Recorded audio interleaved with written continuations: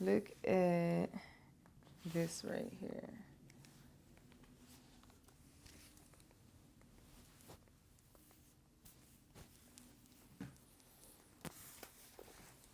Who's the author? My boy Amit Goswami, but he was the doctor of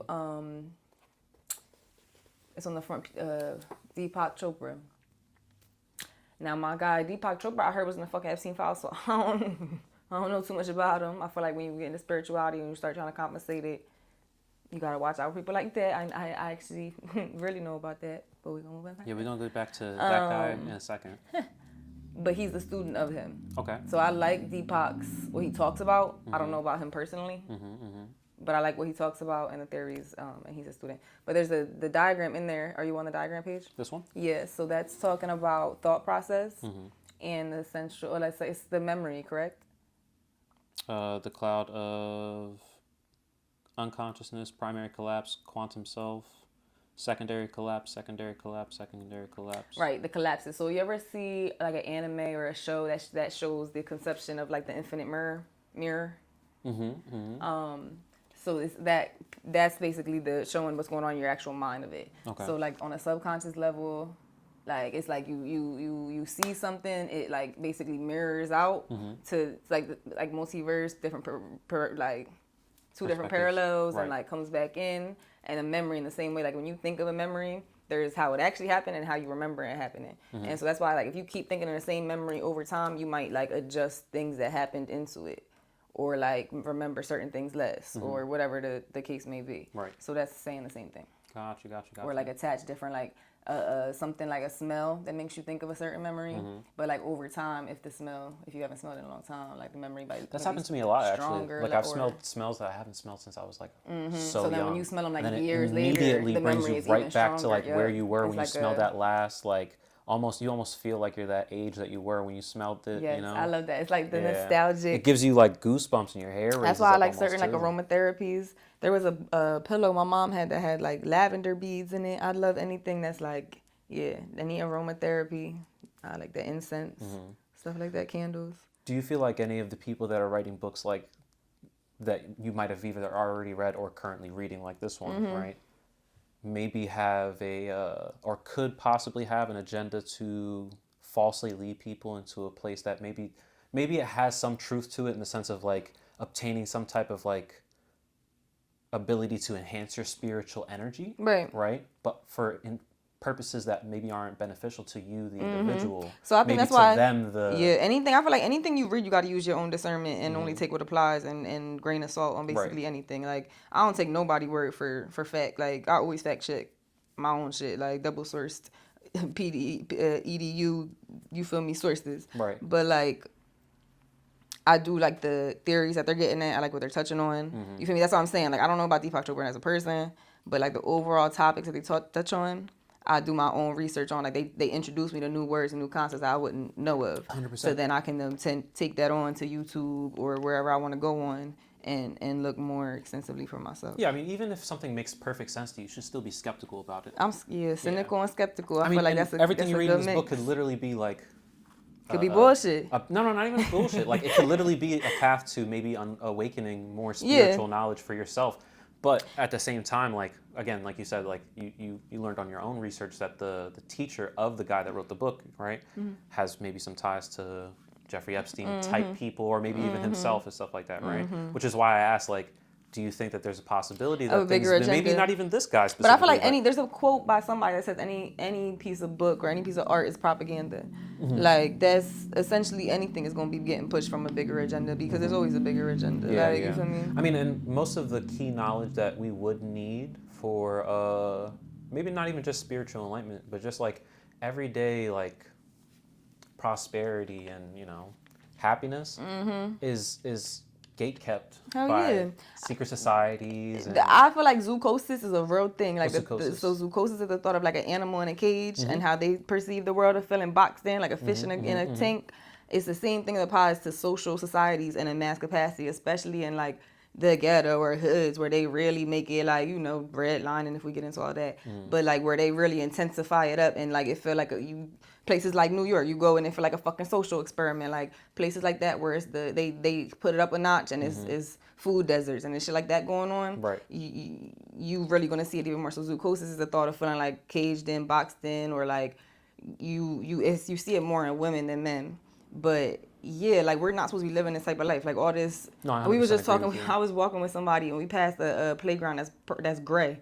It's no colors to it. It was no. I was like, what the fuck is this? Bland, like it was. soulless. I'm like, this is like Pixie World on Timmy Turner. Yeah, Fairly I'm like, Odd what is Parents. this? Right. Like, I don't like the concept of just that like how everything been lately.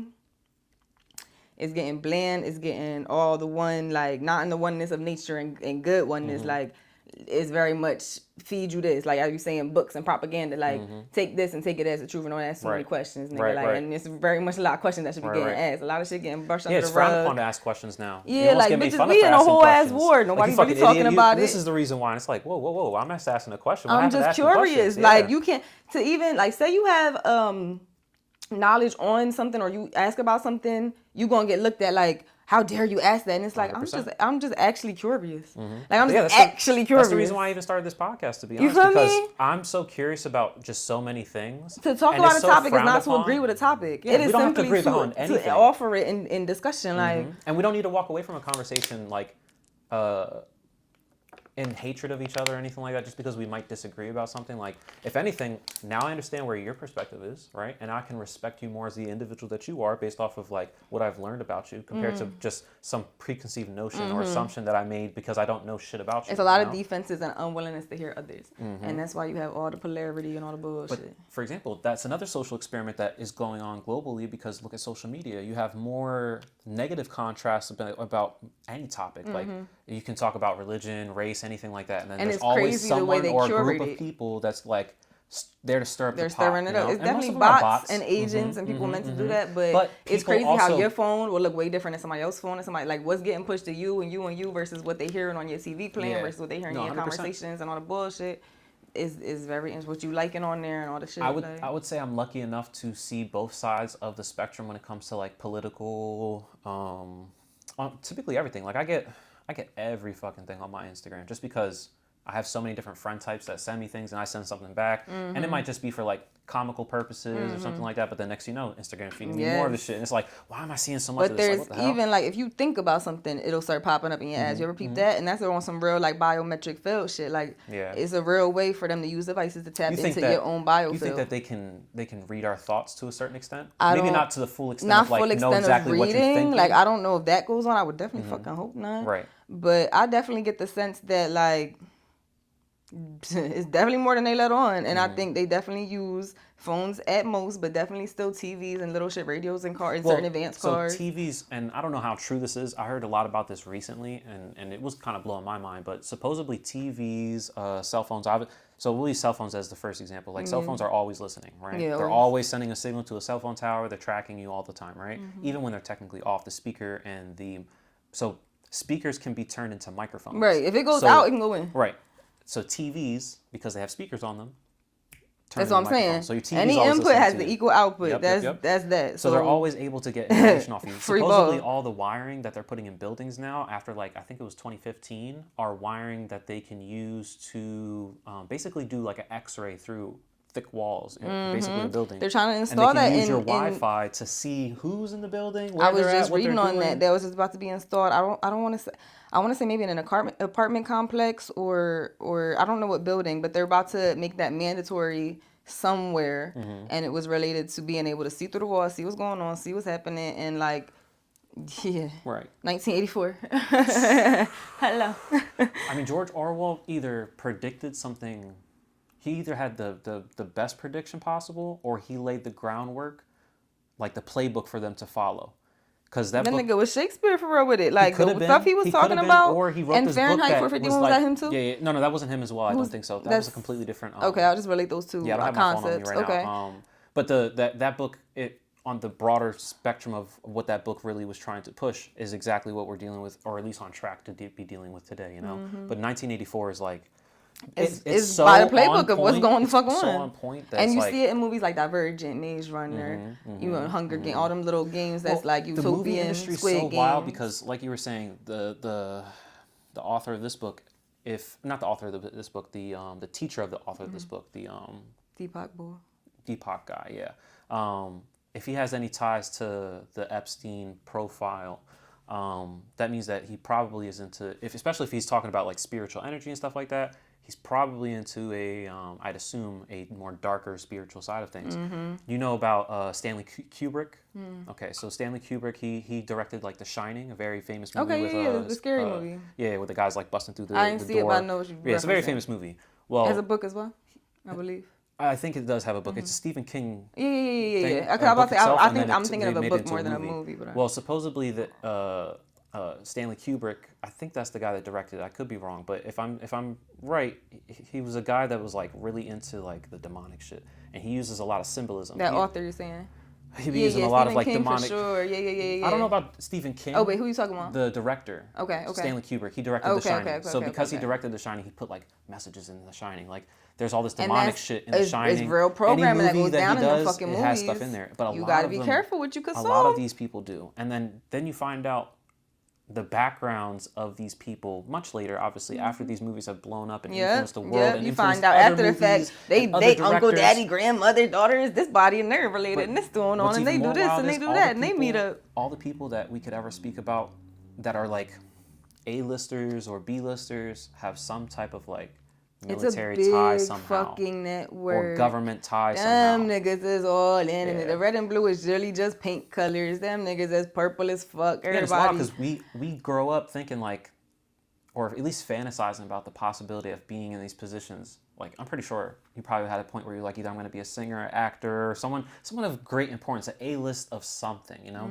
Everybody wants that attention at some point in their life, especially when you're really young. Little boys, it's like, I want to be a famous athlete, you know? I want to get money, I want to get girls. I'm pretty sure with girls, it's like, I want to be like, if they want to be a singer or they want to be a designer or something like that, it's like, yeah, there's the money aspect, but there's the freedom. Like, I can do whatever I want. I'm my own boss and stuff. And that's like only that. a fraction of the whole experience, though. Like, no, 100%. Even like Cassie, the best example. Like, all that shit that goes on behind the scenes. Oh, yeah. And that's another thing that, like, we're, I wouldn't say oblivious to, but we subconsciously throw a blind eye to. Like, Why they acting an ass on social media? Well, bitch, there's a lot going on behind the scenes. And then on top of that, it's hierarchy systems going on. It's certain things you can't say, NDAs. It's that the whole NDA lifestyle is the most. I would never sign an NDA. Like, yeah. And then we go, when you want to talk about mind control, MK Ultra and all that bullshit. I mean, they got them niggas like puppets out there. Like, well, that. So MK Ultra never ended. Not to. I'm not. I can't prove that. But no agency, no black budget agency is going to like just cancel out a program that possibly had some success or just needed a little bit more work. They just renamed it and reclassified it, just like everything else. Name, and then but there's a bunch of shit that we location and shit like that. There's something called the Federal Margarine Act. You ever heard of that? Like butter margarine. Okay. So margarine is actually like gray gloop. Think of Krusty Krab. And so they made it yellow to make it more appeasable. Crisco's the same thing. But it was a motor oil lubricant or a motor vehicle lubricant. And so it was during wartime when butter wasn't as accessible, but it was hurting farmers that are trying to get what they can out. Now y'all got margarine busting out the ass. Right. So it was a lot of court stuff going on. They trying to fight protests. And it was at one point that a certain state, I forget which one, but they required that margarine be bright as pink. So niggas know, like, this is not real food. And like it was like blue and other colors, but eventually it went back to yellow. It was a law for it of like the Federal Margin Act, and then it got busted. I forget the year or so, but I know the concept. But shit like that, I guess you wouldn't know about no fucking Federal Margarine Act. But that's just a simple ass example of like, imagine that on a small scale, even smaller, and then even larger. Like the medical field is a whole ball play you can have fun with. You feel me? But I mean, a big conspiracy one is fluoride, right? Yeah. So you know about fluoride? Yeah. Not even just the toothpaste. You know it's in water at all times. Yeah. So, for example, I don't know all the specifics of it, but supposedly, so fluoride is in all water and it's mandatory, so that way it's for hygienic purposes. So that way it cleans your teeth. Bullshit, right? Brush your fucking teeth if you want to brush your teeth. You don't need that shit at the fuck off. You don't. But the government buys the fluoride off of a specific company, right? And they constantly buy it. Either it's a money scheme or they're using it to calcify our pineal gland, right? Get in the sun. Keep people stupid and everything like that. The only thing that kind of makes no sense on that aspect, like when people tell you that the government's trying to make everybody stupid and like these conspiracies, not to say that I don't believe them or I do believe them. Yeah, but what's the agenda? What's the point? Back in like, I think it was the 50s or the 60s when gas was still leaded. I think it was all the way up to maybe the 70s when gas was still leaded. It was legitimately making people more stupid. Okay, like people's IQs dropped. Understanding elements is essential. And the government had to do something to like make sure that people weren't becoming stupid. And on top of that, if you make a whole generation of your citizens, like all across the board, just fucking idiots, like how are you going to successfully stay such a great nation? Exactly. You think of that, like 1984, you want to have like a zombie land that's easy to control. You just shift around. You could have your hidden agenda, but at the same time, you can only go but so far if they fuck stupid. Like you do need them to be advanced to evolve your society. Well, to an extent. See, when I was younger, I would think about these things. Now that I'm a little bit older, and you learn about what really nepotism is like, and how schooling really works. Like, we send our kids to public school, they're not going to get anywhere close to the education that they need to learn if they ever want to succeed in these positions, you know? Like, if you don't got money to back the education, like, your kids really ain't going nowhere. And unfortunately, a lot of people, most people, are not in that position to put their kids in those positions, you know? You ever see the movie Time with Justin Timberlake? Oh, yeah. It's literally I don't like remember all of it, but I do. The concept of, like, having the different, like, you have this much time you can live here, you have this much time you can live. That whole idea of their time being there's a form of so there's still classism in that. Yeah, right. But it's just the money or wealth is time itself, based. Right? But that's just a representation of what the fuck is going on. Like, it's just different realities. Like, you can't even access that reality if you're not in a certain time bracket. I mean, time bracket, because it would be tax bracket now. But you gotta have the money for it. You gotta have the ability to sustain. You gotta have income. You gotta have everything going on right to even try to get in there. And then when you get there, you gotta maintain. Like, it's a kind of, again, like that never-ending mirror. Like, it's a box you're in, and once you're comfortable with that box, it's eventually going to start to feel small, that you need to get into a bigger room. Bigger ring is going to keep going. So, like, it's some people that honestly, can see it, and then some people that get real comfortable. Like, I don't need to go nowhere else. How much time a day is corporations trying to take from you every day? Like, in modern day, you know, like scrolling on your phone, Instagram, a large corporation. There's a TED Talk that, like, the average person is going to spend at least 10 years on their phone. Just scrolling. Think about how much you spend a third of your life sleeping alone. That's 8 hours. Some people I think 10 might be actually very generous. I think that's being generous. It might be higher than low. That. Yeah, that's what I'm saying. Like a light number, because it might be more. If you think about it, it's just so much time wasted with technology. Yeah, I mean, to an extent, we have to figure out one way or another to use technology in a way where it's like solar punk type shit, where it's advancing. You ever seen solar punk? Cyberpunk?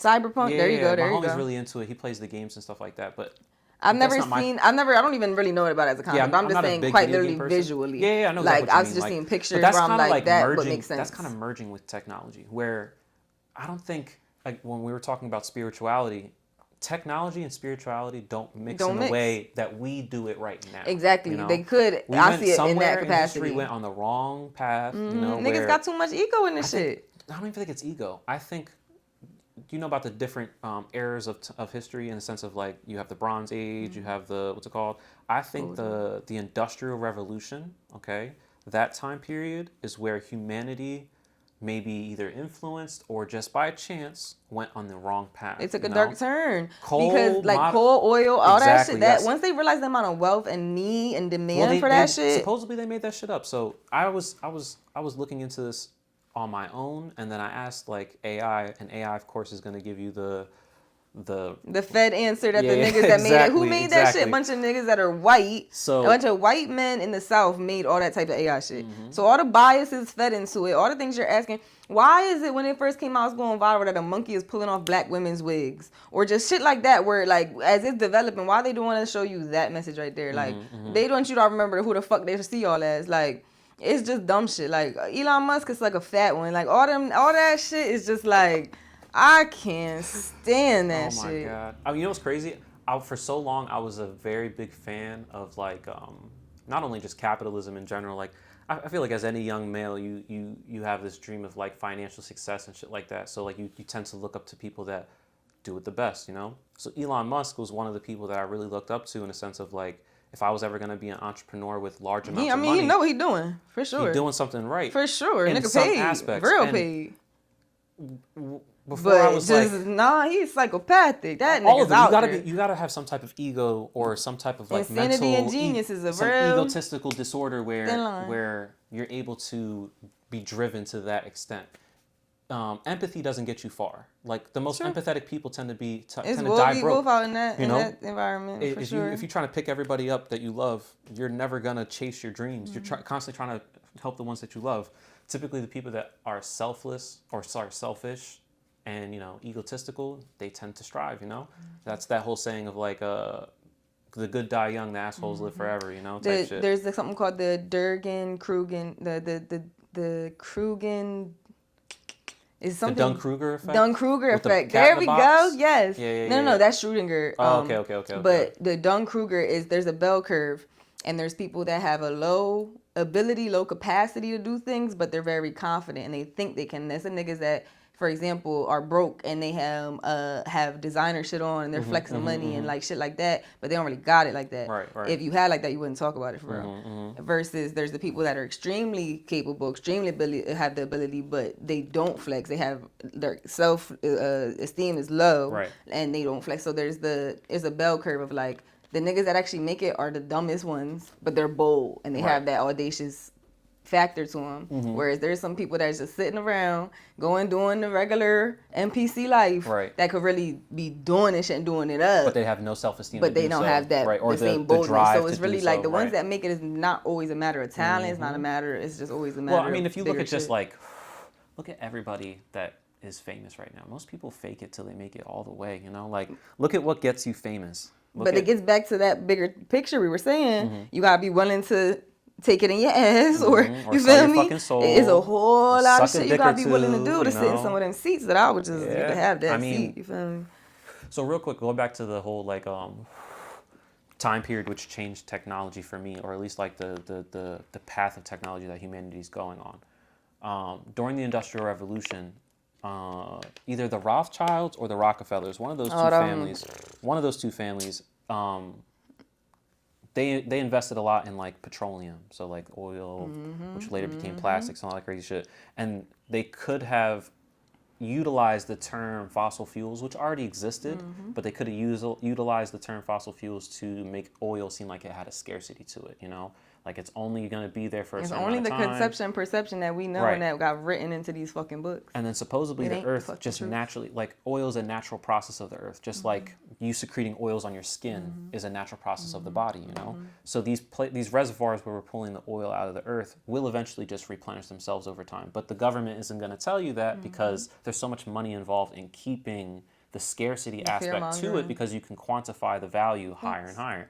Even though we all know, or not everybody knows, that money is not real, We just all agree that this money's worth this. It's a social conception, a social agreement. And the plan was this is why the Titanic happened, okay? The Titanic happened so that way we could eventually adopt everything over into a oil-based economy, but it was going to take a while to structure it. They said, so it took all the way until the Nixon period. So you have from the Industrial Revolution into the Nixon period, where because we're so focused on a fossil fuel world where everything's literally made from oil, we don't focus on like free energy or anything like that. If we would have went with Tesla instead of fucking Edison, okay, life would have been way better. Yeah. You know the whole feud between Tesla and Edison? Nah, you can't lose me there. Really? Yeah. Okay, so do you know who Tesla is? No, I'm like Nikola Tesla. You talking about? Nikola Tesla. Now, I'm interested in him. So what you talking about with Edison? And Nikola Tesla were rivals in the industry of like inventions and energy. Okay. So Edison's most known for like the light bulb. In the sense of like he coined the light bulb, even though Edison never created anything. Like Edison was an entrepreneur, so he would buy patents. So you would come up with an invention, and then he would buy your invention and monetize it, and then sell it to the public with his name on it. So Einstein the fraud, and my boy Tesla is the real deal. Is what I'm hearing. Not Einstein, Edison. I mean Edison. Edison's a fraud, 100%. You can look it up. There's documentaries on it and everything. Edison's the fraud, and Tesla. Now, I'm not saying Tesla came up with all this on his own, because Tesla himself had written that most of this came to him in dreams or in visions, So he could have been given this by... No, it's definitely a bigger source to credit as far as like spirituality and like...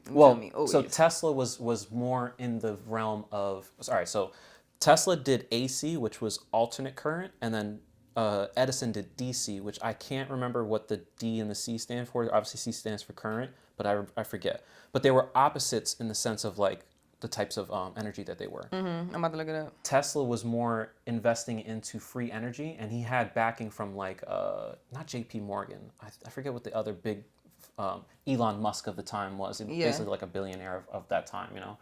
Direct current.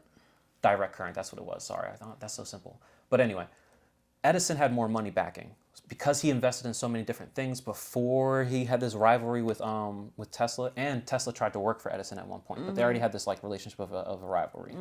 Tesla did everything that he could to try to advance technology for the betterment of humanity, where Edison was the capitalistic side of technology. You ever watch Arcane on Netflix?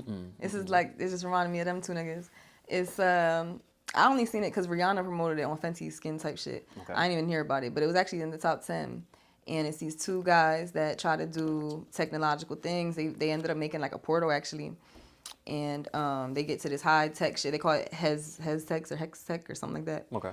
And there's this other girl. There's the two bulls, and then there's this John that's basically on some like, she got her mom situation going on, whatever. But like, she basically trying to use the technology for her advantage of like doing. I think she was trying to do what's right. I ain't finished it.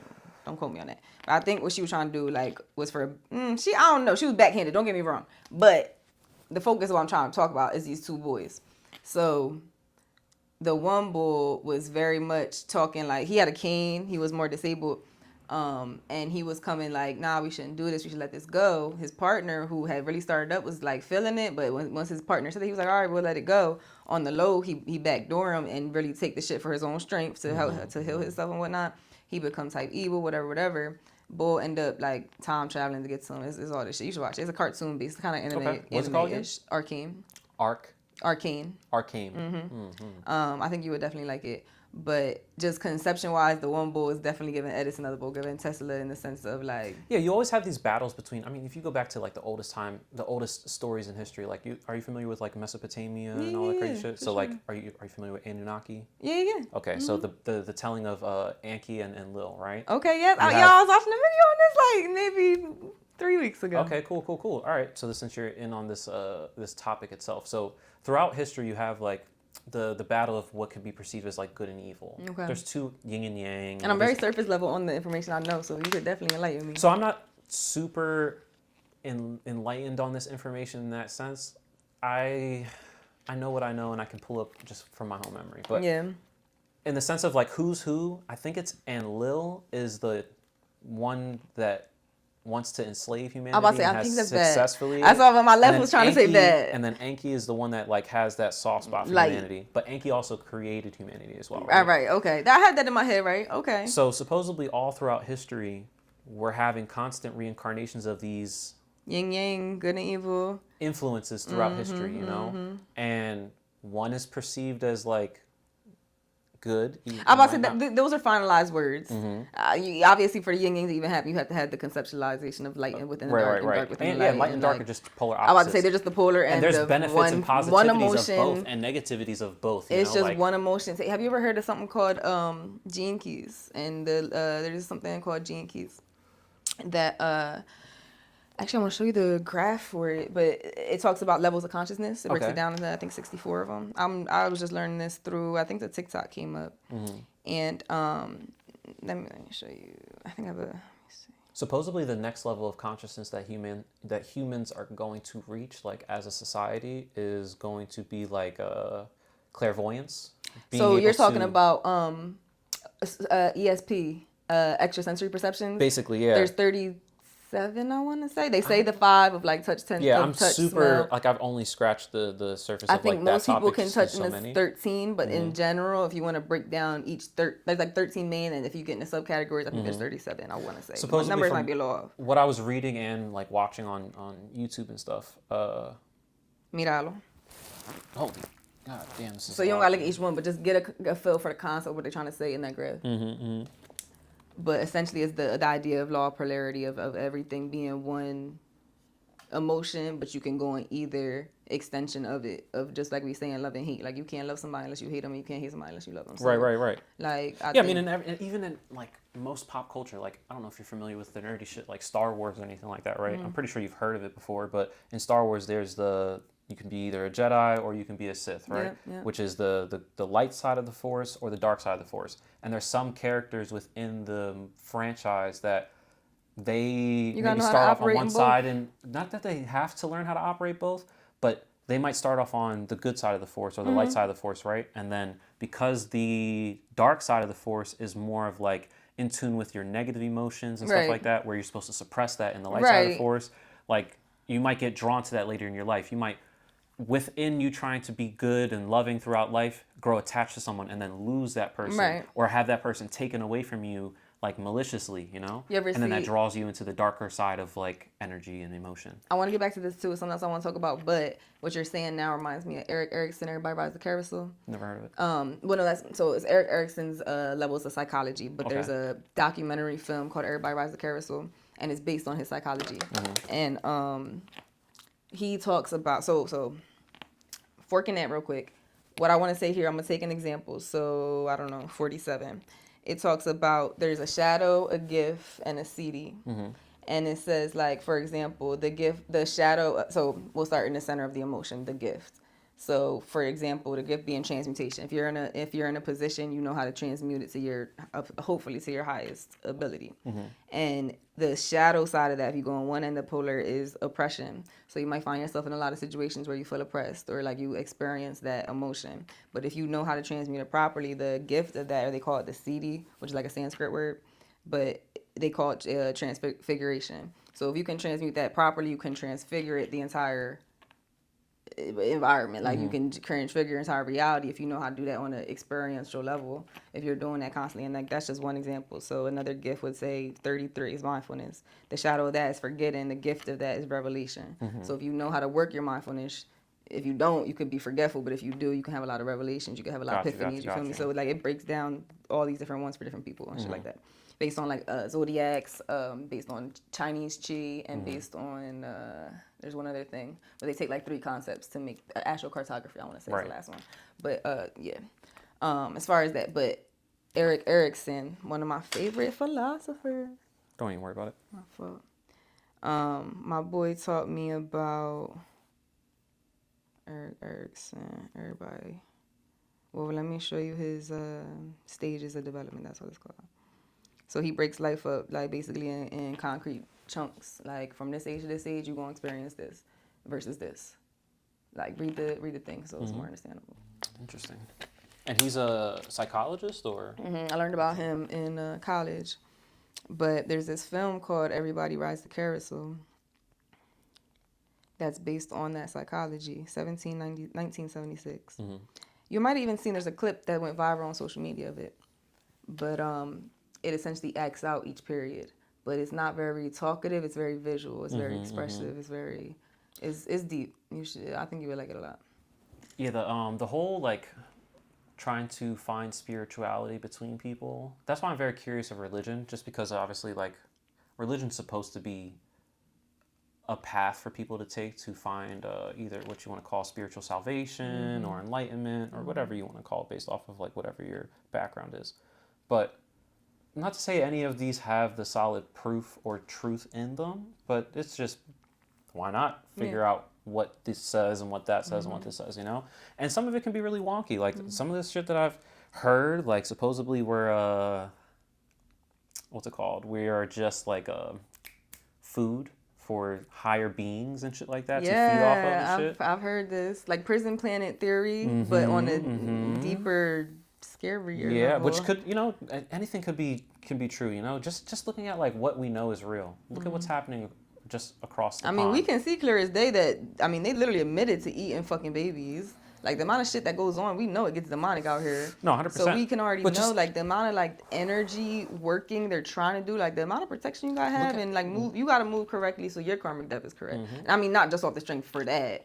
You should have your own integrity, feel me? But, like, if you're not, you're mixing it in with the shit that's already coming off the strength of all these niggas playing around. Like, if it's a swirl pool, it's so many hands in a pot doing good. There's a lot of light workers, but there's a lot of people trying to fuck that shit up. So, like, yeah, it seems you should just be on the right side of history. It seems like naturally human beings are more on the side of, like, positivity. Not that everybody, you know, is just, like, this perfect fucking person or anything like that, but, you don't wake up every day fucking hating the motherfucker next to you, or Yeah. the first person you see. Or That's what I'm saying. like You that, should you just know? bleed out light more before you bleed out dark. I feel like every aspect of our modern life is designed for you to be stressed out in a way to where your spiritual energy is drained. Like, for example, if you work a regular 9 to 5 where you got to wake up at fucking 7 a.m., groggy as hell, probably drink some coffee, take a shower, and then get yourself ready to work, and then go sit in this 9 to 5, 9 a.m. traffic, you know, or 8:30 traffic or whatever it is, your energy's already being drained depleted immediately. You've heard of straw man? No. So working a 9 to 5 is a perfect example of what the straw man theory is. When you get hired to these corporations, you're signing energetically. What I'm speaking, you're signing off to a dead entity. Like, these companies are dead entities. They're neutral, done. Like, McDonald's is McDonald's. It is the entity that it is. Or like, you feel me? All these different names, and when you sign off, your name is your straw man as far as like energy wise, and like your soul and who you are and your light. There's you in the body and the muscle meat you're in versus you and your essence. And so, I mean, what niggas are after is your essence, but the meat of you is who needs to show up to a job. And so when you sign off on a straw man, think of it like a literal, like a doodle. That's the straw man. Like, you, like, if you ever peep, there's name tags that'll say the name brand, for example, like Target. It'll say proudly owned associate, and then the name. Right. I mean, yeah, because your property. Of all, you feel me? So of all the things you could say, you say owned. It's very, if you look into the field, if you look into like even like wage and like all the different terminology and like the etymology of all that shit, you see the slavery conceptualization and all the mind controlling shit they trying to do, basically. I mean, I don't want to say mind controlling, but just no. I mean, to a certain extent, it is. I mean, to suppress people to a point where you can utilize. You feel me? Like, not to say that goes it's so. Into the point. That goes into the point. Like, I've had this thought before, where like if you eliminate people's purpose when it comes to like their daily activities, you could, for example, people don't have purpose in their everyday job. Most people just do the job because of how much they're going to get paid for it. And it goes down to like the wait until Friday to be happy and the mood of that and hormones and. So if you eliminate people's purpose and make it all about money, if I tell you you're going to make fucking $45, $50 an hour. I'm sorry to cut you off. I just want you to see this. Strawman also relates to birth certificates and just signatures and like shit that has to do with your name as compared to you as the spirit who is experiencing it through a body as compared to the body. You feel me? Yeah, the whole aspect of purpose, you know, like if you traditionally human beings, let's say that you are a botanist, right, at heart, like you just love growing plants and shit like that, and you had a garden and your purpose was to make sure that your crop had the best yield, and the next person over in the next town over is trying to have the best yield so that way they can provide for their town, right? I'm pretty sure instead of like, oh, well, buy the fruits, vegetables, whatever my yield is off of me, the natural instinct of a human being is like, well, let me show you what I'm doing, and then you can use the same information, you know? Yeah. And then that passion, that purpose is still there. Once you incorporate the capitalistic mindset of things, you know, and even if it's not when it comes down to like a yield or something like that, you could just work at a fucking office, right. But you're making $50 an hour, like, but there's no purpose behind it anymore. Right, you're there's just no passion behind it. It's dead energy, regardless. Right, completely dead energy, you know. But the energy that you're giving is to something that is imaginary. Right, money. It's all illusionary. It's all illusory things. You use this money to get the things that you think that you want, not the things that you really need. Right. Yeah, granted, you buy the things that you need, like food, you pay your bills and all that. You get shit by, but you really just. There's a movie called Uglies, and it's a scene in the movie where they're in a club, and there's a lady that keeps giving out shots, and the bumble realizes because he asked her to stop giving them, and she like kind of is looking at him, but like she walks away.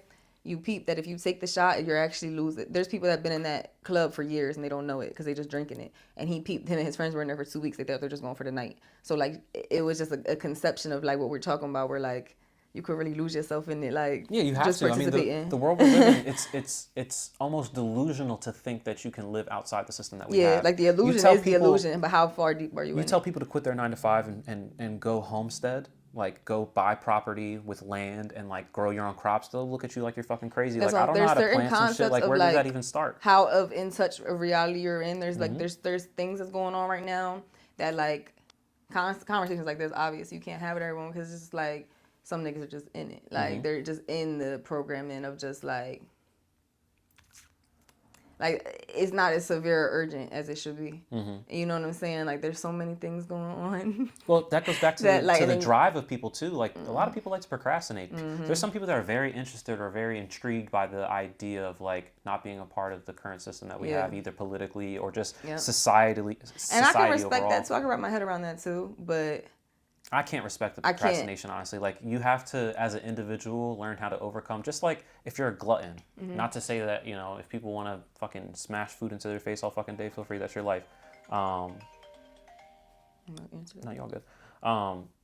Like, if you want to be a glutton, feel free to. That's on you. But I'm not going to do that, and you can't I'm expect... sorry. No, you're all good. All right. Yeah, like, people... the procrastination that people have with things is really what's fucking with society. Like, people rather talk about what they want to do than just do what they want to do, you know? Like, Somebody once told me you can't talk about it, be about it. so supposedly the energy that you put into telling people your ideas, the You get that fascination, same satisfaction psychologically. I've read and then on now it. you're not going to put that same I've energy read on into that. it anymore because Especially you already if you are a released type it. B person that procrastinates, you've already expelled that energy. So that's why you really do got to be careful with who you're interacting with, when you're acting with, and what you're talking on before, and what stage, and like how far deep are you into getting it done before you actually open your mouth on it. Right. Yeah, so the people get so enamored with like telling their homies or telling their Had to learn homegirls that like, one quick. oh, I'm about to go do this, or I want to do then this. suddenly you don't have now the you same already set ideas or yourself the up for same failure game to because do you're it.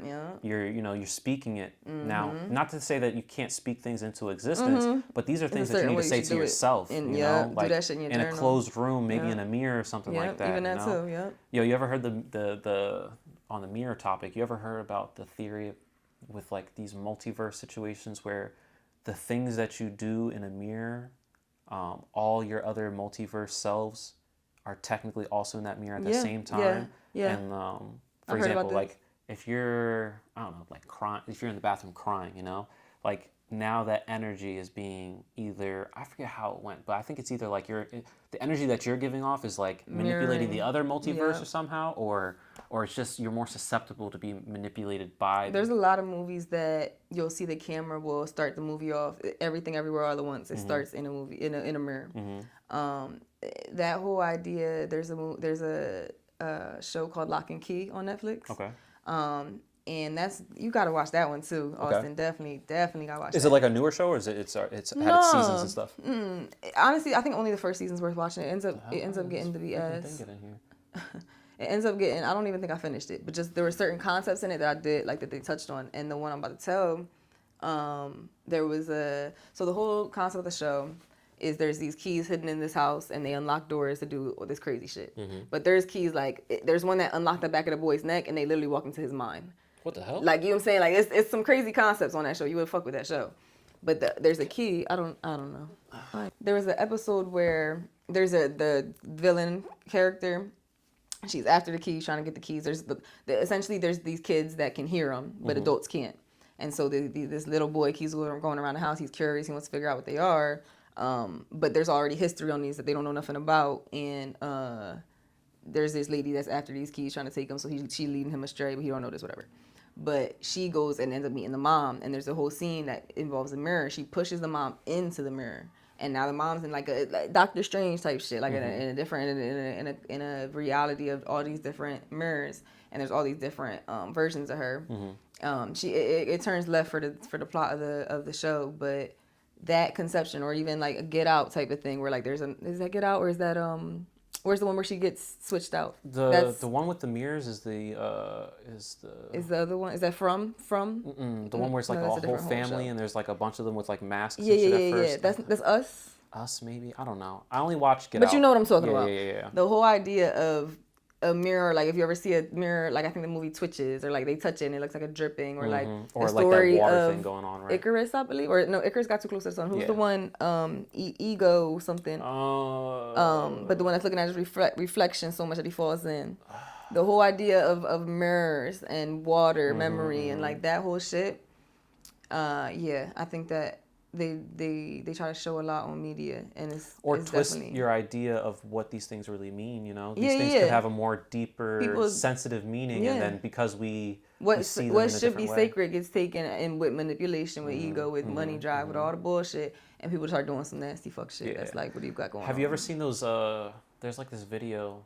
I think either the lady goes through a mirror or she goes through a portal of some sort, and she like, it looks like a mirror at first, but you can see, instead of it being like her reflection, you can see like this whole other place, and it's a grocery store.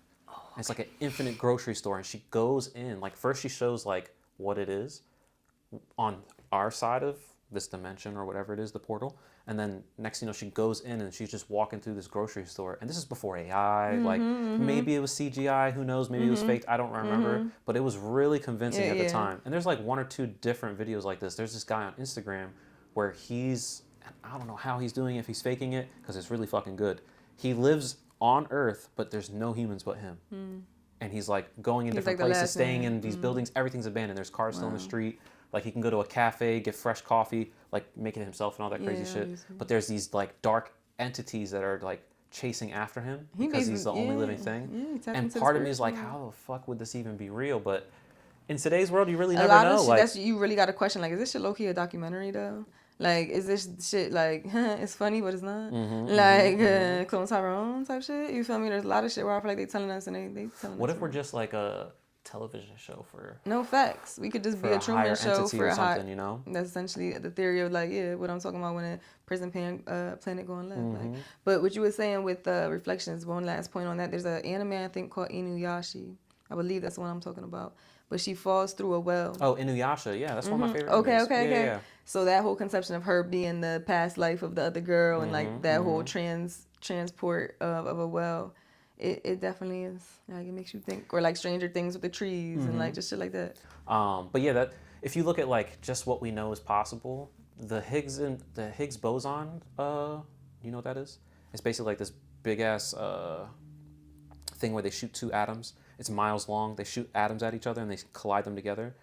And they're trying to create like black holes and see if they can open up portals and shit like that. Like, if that shit becomes that's the possible, bullshit that goes on at CERN. Yeah, basically. That shit is scary. Like, they're playing around for real. They're playing with y'all. I feel like niggas in that position have so many God complexes and are so scared of immortality and are so scared of white people being the inferior race. And the being not inferior race, because that's no such thing, but like the minority race of there being a lesser amount of people of their color, like the amount of the energy behind the shift of what's going on is strong. Like they have a strong hold on so I certain don't really concepts. think that I think that we get this false that they need to let go. polarity between like things being white driven. Right? And when again, not to say that when I say that, I mean all the ties law based, all the ties history based, all the ties. I mean that in the sense of system based. Like, not all white people are evil. I'm not saying that. I'm saying there's so much damage done in white people of high positions that seems irreversible. It's not, but it is taking. But you can see the shit actively happening now because of the fear of that power being lessened. You feel me? All right, let me ask you this real quick, and then we don't even have to stay on the topic of race because honestly, I hate talking about race. Yeah, no, and that's fine. I understand that. As obviously, we live in a world where in the history that we have been taught, because history is only written by the winners, you know, and it can be altered at any point. In the history that we're taught, we live in a patriarchal white world, Westernized world, America specifically. Let's say that the black community, after the slavery situation in America, had gained positions of power and became like the minority or the power class of America, right? You don't think that power would have eventually gotten to their head as well? I think I mean, any people. Just the conception we have is that the white people were the ones doing it. So obviously, I think you can sub it out with different colors. That it's very the slavery went on in Africa as well between Africans. So I'm not saying that didn't happen. Yeah, of course. But I'm saying whatever person that is like what the history that we have been conceptualized is those were the people in the high positions to create a lot of the backstory and foundations that we had built upon. But yeah, I think you could change out color and it could be somebody else for sure. Yeah, it's just when you get to a high level, if your morality not, because your morality is going to be tested, and if you don't have that, I mean, you going to go to the other side quickly. Yeah. And as we're seeing how many people quickly did that. I think the concept of race is just a very easy way to keep people ununified, regardless of anything. It's another concept. Because if you look at, obviously, if we want to just look at like people that are in high positions, it's very easy to be like, oh, well, they're all white colored people. But that doesn't mean that all white people are even capable of being in those positions of those people. It's a class system at the end of the day, you know, and it doesn't matter your skin tone. It's how much money you got back behind you, how much power you can manipulate. That's the grandfathers that were rich. You feel me? Like it's just all mixes in. You can come from any type of country, any type of background, but if you're not of that upper echelon of situation, like you're just never going to make it or anything like that. But making things about race and only pointing things out about certain features of people is so easy to keep social constructs within it and higher. It's so many, like, I mean, we could play from a criminal justice and we could play, I mean, it goes a whole range of shit you could talk about. Off the topic of race, I think that for example, we were talking about the CERN collider and the Higgs boson collider, I think it's called. Humanity has a natural God complex. We're a race of beings that are constantly trying to not only innovate everything that we make, but we're also so curious that we think we need to know the answers to everything, you know? And maybe one day we will know the answers to everything as a race, but right now we're definitely not going to, and we're going to make mistakes in that sense. But I definitely agree that some mistakes can definitely be avoided, like, oh, y'all motherfuckers trying to create a black hole and let that just go wrong for a split second. You create one that's the size of a dime, and then now it just starts eating things, and now it sucks up the whole fucking earth, and now everybody's fucked, you know? There's a movie called Coherence on YouTube. The concept of coherence, it reminds me like what you're saying with the Bowman's, say that one more time? The Higgs boson? Higgs boson. I could be wrong. Send that to me. Text it to me. Yeah, I could be wrong. Again, I don't have my phone to look it up right now. No worries. There's a movie called Coherence on YouTube, and it has to do with this group of friends who they're at this house. Everybody, internet goes out. The neighborhood's dark, but there's one other house like kind of diagonally across from them that's lit up. And the one bull talking like, yeah, so, and his brother works in like AI and tech and bullshit. He's talking about, yeah, my brother said if anything weird happens tonight, I gotta call him. So let me make sure he call. And the group's like, what the fuck you mean by that? And he's being real calm, it's like secretive and weird. So they go over to the house and they come back and it's just something's a little off. Then something happens. They go back to the house, something's a little off. You peep. Eventually, it's not them coming back. It's different versions of them. It's like a time loop part of the movie. And so that's part, you if you watch, I don't want to tell you like the specifics, but it gets freaky. And the idea of there was an area that if you walk through, it was a black section. But if you walk through it, it was conceptually like it was like a Russian roulette, think of it. And like spin the wheel, it could be this version, that version, this version, that version. Right. You feel me? Like it's a freaky concept. And there's the idea of quantum immortality. And I learned about this. I was watching Neil deGrasse Star Talk. I don't really know how Neil deGrasse Tyson. I don't really like him too much. Again, he another boy that I don't like him, but I like the concepts he touches on. And I have his book and everything, and I read it. I take his concepts and I really do my own because I don't like him. But I feel like he gives me misogynistic. He gives me a lot of vibes. I don't really like care for him, but just there's some concepts I appreciate he touches on, and one of them was you never actually okay. Let me lock in. There's a concept that this version, have you ever had an experience that feels like close to death or near death experience? Yeah, I had one recently. There's a concept that version of you died and you time jumped into the closest reality, or not necessarily closest, but the next closest reality. Multiverse, yeah. That you survived that incident. And the next timeline where it splits and shit. But the whole concept is that frequency-wise picks where you're going. And so when you come into those near-death experiences, sometimes it might be a reason for that. Like, you might be shifting into, like, my life might should have been a portal. You feel me? So, like, there's the idea of quantum immortality is that your consciousness never actually dies. Obviously, energy can't be destroyed.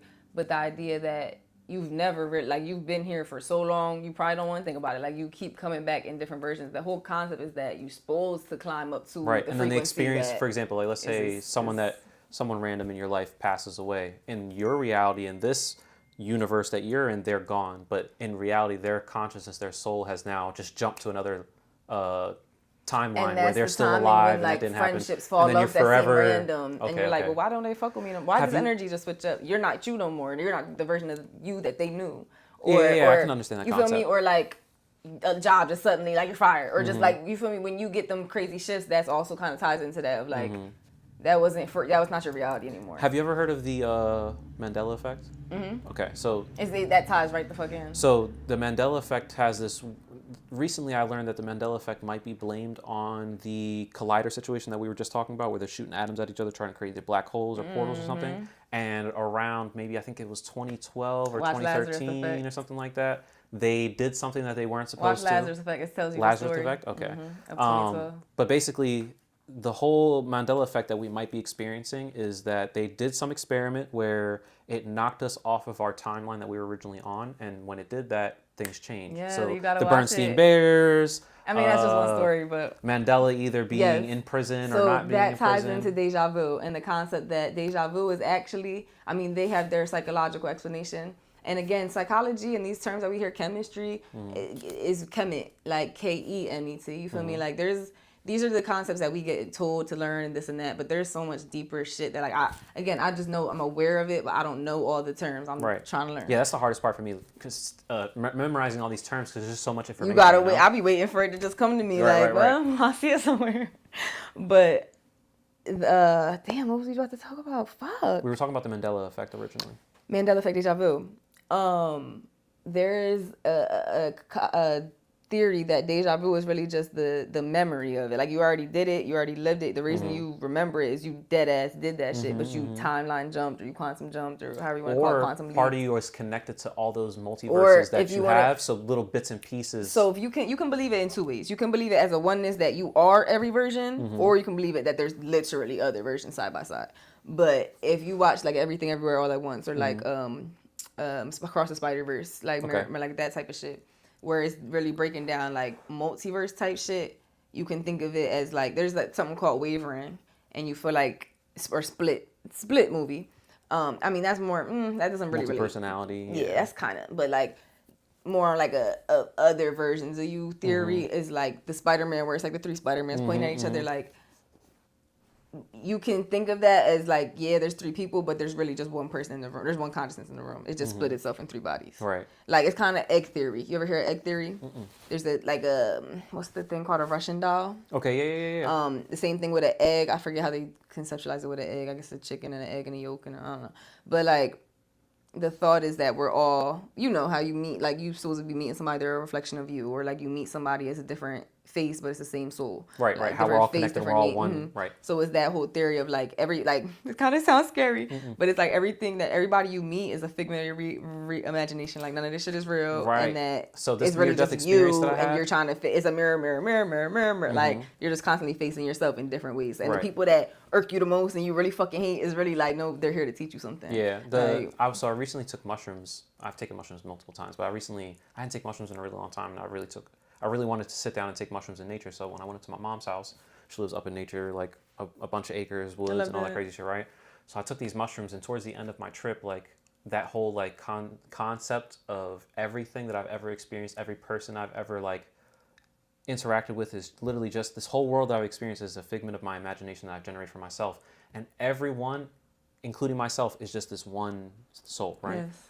And then it was really weird because it was so hard to not see that as what everything was, you know? To go back to the reality of what things was almost like, just put me back in the simulation. Yeah, because that made more sense, because that's the truth. And those connections that I've built for myself, I'm just so attached to, you know, and maybe that is death, you know, and that's why I was like, I didn't have a near-death experience where I almost died in reality. No, I took mushrooms, and literally I felt my universe, everything that I knew, ripping apart, and it was almost like I had to choose, either go full wormhole into this like high and probably never come back, or at least what it felt like, or like just get out of this shit and go back to reality, what I believe reality is, right?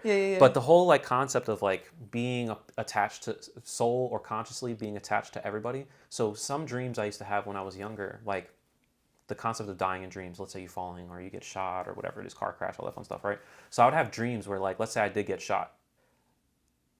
Obviously I'm seeing everything how I would normally see everything, but then the moment that like my life leaves the body and my eyes close, I'm now my consciousness is now in the witness that saw my death, and I'm no longer Like an that astral person. projection? Yeah, like immediate astral projection into the next person. Like I just Oh. opened my eyes and now I just saw what just happened, but I don't even recognize the person that was me, you know? Whatever so you in my went dreams, every through, time I would it was die, a like, let's say it's different me and body. you right here, right? And then a fucking sniper just fucking bam, hits me in the head. Now I would, in my dream, now I'm you, and I just saw me die, even though now I'm you. Yes, and even though I'm you, I don't recognize that used to be me. It's like an amnesia right away. Austin, that's some shit. It's really weird. So other things in dreams that I have, wow. right? That's a conception. Let's say there's this building that for some odd reason I go back to. It's this all wooden, like multi-story, multi-room with all these stairs and shit like that building, and it looks like it was made in like the early 1900s, Demon right? Slayer, Lazarus, the kind of. So imagine that style building, but Americanized, right? Okay, right.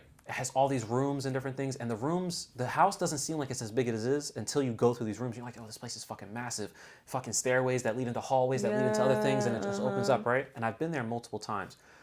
I can be there, or I can be in another dream, and then sometimes after a while, I'll be in this city that has all the locations I was just in, and I can literally be like, oh, I remember the dream that I had where I was there, and blah, blah, blah, or that dream over there. So you get like visions. Yeah, I don't know about visions, because I've never had anything that gives me like, oh shit, I saw this coming or anything like. I've had deja vu before, but not in dreams. Maybe not visions in the sense of like a message, but visions in the sense of like foresight is a better word.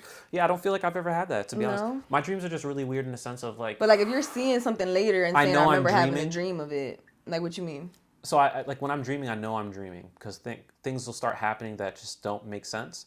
Or I'm conscious that the dream changed. Like so you feel like you have lucid dreams. What was that? Lucid dreams. Lucid dreaming to the aspect of like astral projecting, no, but I can control my dreams to a certain extent. Like if something's going wrong in the dream, I can change the dream. That's like interesting. I can't control what the dream becomes. Like when I change the dream, but let's say that the dream is me and you in this room, right? And I'm starting to get super uncomfortable with this dream. I'll leave the room in the dream, and then as I'm walking through the doorway, everything changes.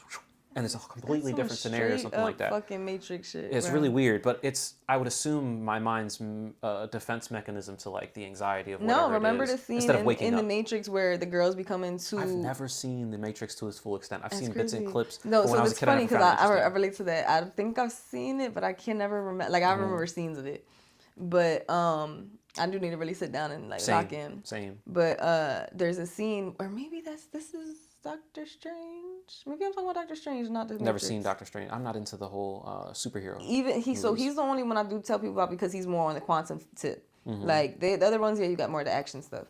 But with him, they explore multiverse in a way that there's just certain scenes and imagery that is like based in what you really know or what you've come to see in reality. reality. Like I feel like it really represents like it's not all made up. It's some shit where I'm like, yo, I've literally shown people and they're like like it's no other way to really. I don't have the word. Like some of this stuff they show, I don't have words for it. I like the way they depict certain things.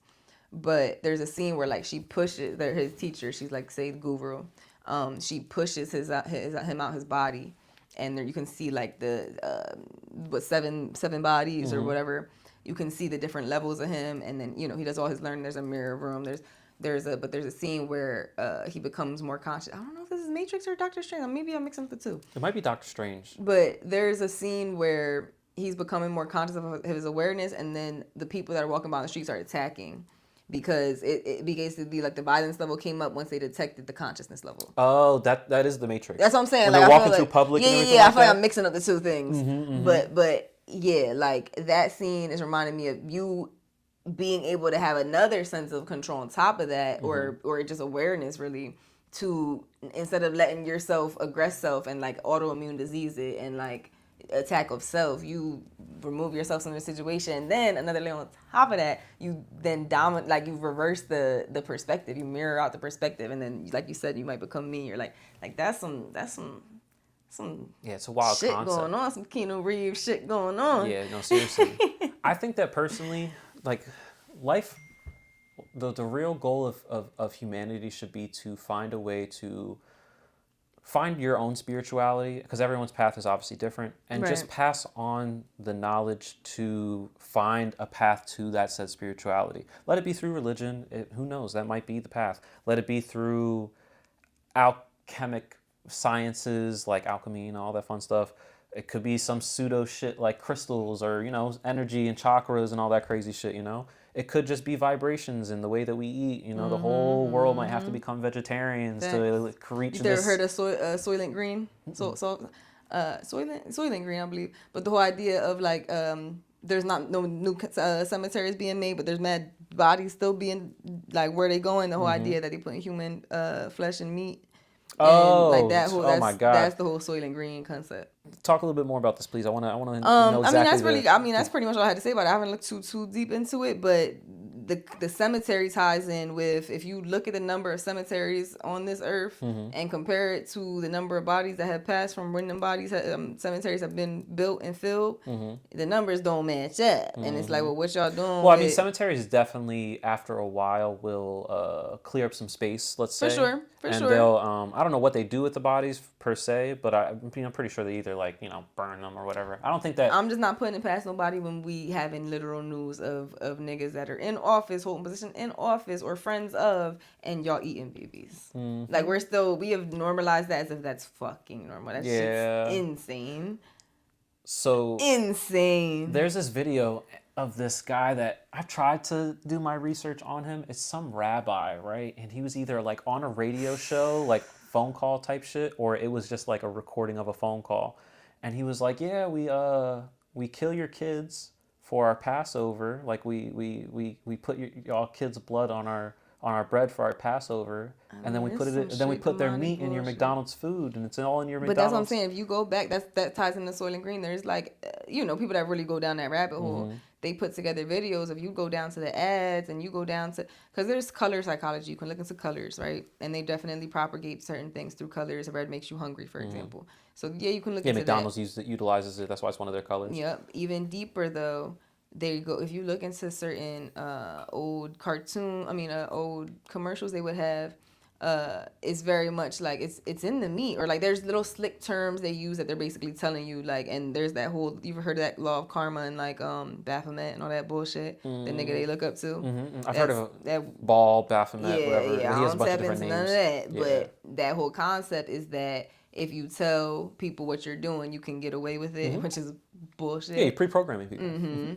But they think that if they slick it in certain sly ways, now they're free of the karmic debt. Bullshit. But there's ads and there's commercials that they're essentially telling you. You can even look like it's human made and with like a smile next to it, and like they'll highlight human in one color and this in one color. And that, like, it's very subtle if you don't know what to look for. I mean, if you think about just the aspect of, let's say, like, theoretically, because we can't prove any of this, like no one's actually like sitting down testing every burger that's coming out of fucking McDonald's or wherever fucking fast food place we want to talk about, right? But let's say theoretically they are putting human meat in fast food, right?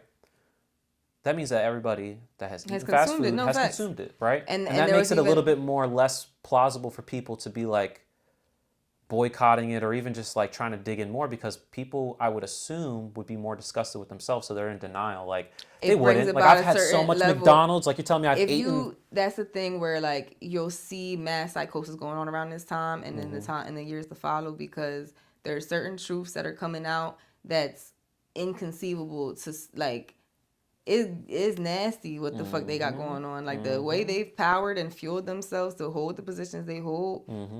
It has been with some stronghold dark ass shit. And so like certain truths coming out, people are like, they're more willing to believe the programming. They're more willing to be in the matrix than to really accept the hold in that truth. And that's why niggas decided to attack and go to World War III instead of letting more shit come out. Yeah. Because it was too much dismantling going on for them to even try to cover up and get a fake story for people to believe. Like it was coming out too fast. So, and I feel like we're still in it. But yeah. Do you think that there is any chance for humanity to go on a better path? I think it's or do you think that we're so far gone with corruption? It has a lot to do with generational. There's so much generational work and karma and things that have gotten passed down from people deciding to make their decisions, and then it's a lot of energy shifting, and so. I feel like as the older generations tie up, and not to say younger people don't have the same concepts, but it's just more on a mass level that this generation will think a certain way, this generation will think a certain way. Right. So of just general frequencies that everyone's on, as that generation is dying out of, I don't know, like how it goes, like to millennial to Gen Z to alpha and all the shit. But as the most recent of being alive to the least recent, as the least one is dying off, and we're bringing in a new, and again, like this one got raised fully on technology. This one got raised half on technology. This one has these concepts from the last one, and so like as it shifts more, like the pendulum is shifting, like you're gonna see different realities break through. So I definitely think like it could turn back positive, but that's why like a time shift is gonna take time. But we're in part of the time period, like we're actively seeing it as like what's dying out. Right. I feel like we're really seeing the last couple, like by like 2030. Supposedly those are the plans to have things done by 2030 and 2032, I think it is, or 2030, whatever. But I don't know, if you look at like how much information is out there and how readily available people are to absorbing information that's out there, people are much more open-minded to new information or theoretical information than they ever were before. Like less people are watching the news, more people are either tuning into podcasts or TikTok. And granted, a lot of these platforms that people are tuning into could be compromised one way or another, or putting out false information, or maybe just not beneficial information, you know. But people are definitely doing their part to be like, I'm not going to be manipulated like they were doing in the past. Like the Roswell situation. They were able to be like, we shot some UFO out the sky, and then a day later, be like, nope, it was just a balloon, and society was just supposed to be like, okay, well, life goes on, you know. And now that's why them releasing information on aliens and shit. Why y'all want to do it now? Timing. Yeah, timing. I mean, and it's more and more people. Another ploy to believe this. Look at this for a second, so we can do more this. More shit people are also becoming whistleblowers from these types of organizations. So it's a little bit harder to hide things. Even if you want to look at it like, I feel like we live in a time where everything is informational warfare. You can't trust anything you're seeing, reading, hearing, anything like that. Even this, you know, I don't know shit I'm fucking talking about, to be honest. No, you know? yeah, in fact, it's always deeper than what the fuck Exactly. It's what we've come across. But like the disclosure of like aliens, could it be a distraction? Could it be a ploy to like hide things from something else? 100%. Could it be based in facts? 100%. No fact, and I'm not. Yeah, you got to take everything with a grain of salt. I also take it with a grain of salt because we're already telling us now. But there's so many whistleblowers. Long, said it wasn't. There's so many whistleblowers that are saying the same stuff, you know. And went back. You know about Bob Lazar? You ever heard of him? He's like the name maybe. So he used to work at Area 51 S4, whatever it was, and he used to supposedly work on the propulsion craft or the propulsion for the craft itself. He was supposed to back engineer it and everything like that. He worked there for maybe like 6 months, and then he was like, humanity needs to know about this. So he started showing his friends, taking them to like test launches from the mountains, and like would like show them so that way people wouldn't think he was crazy. He filmed it and everything like that. And then they found out that his wife at the time was having an affair, so they fired him.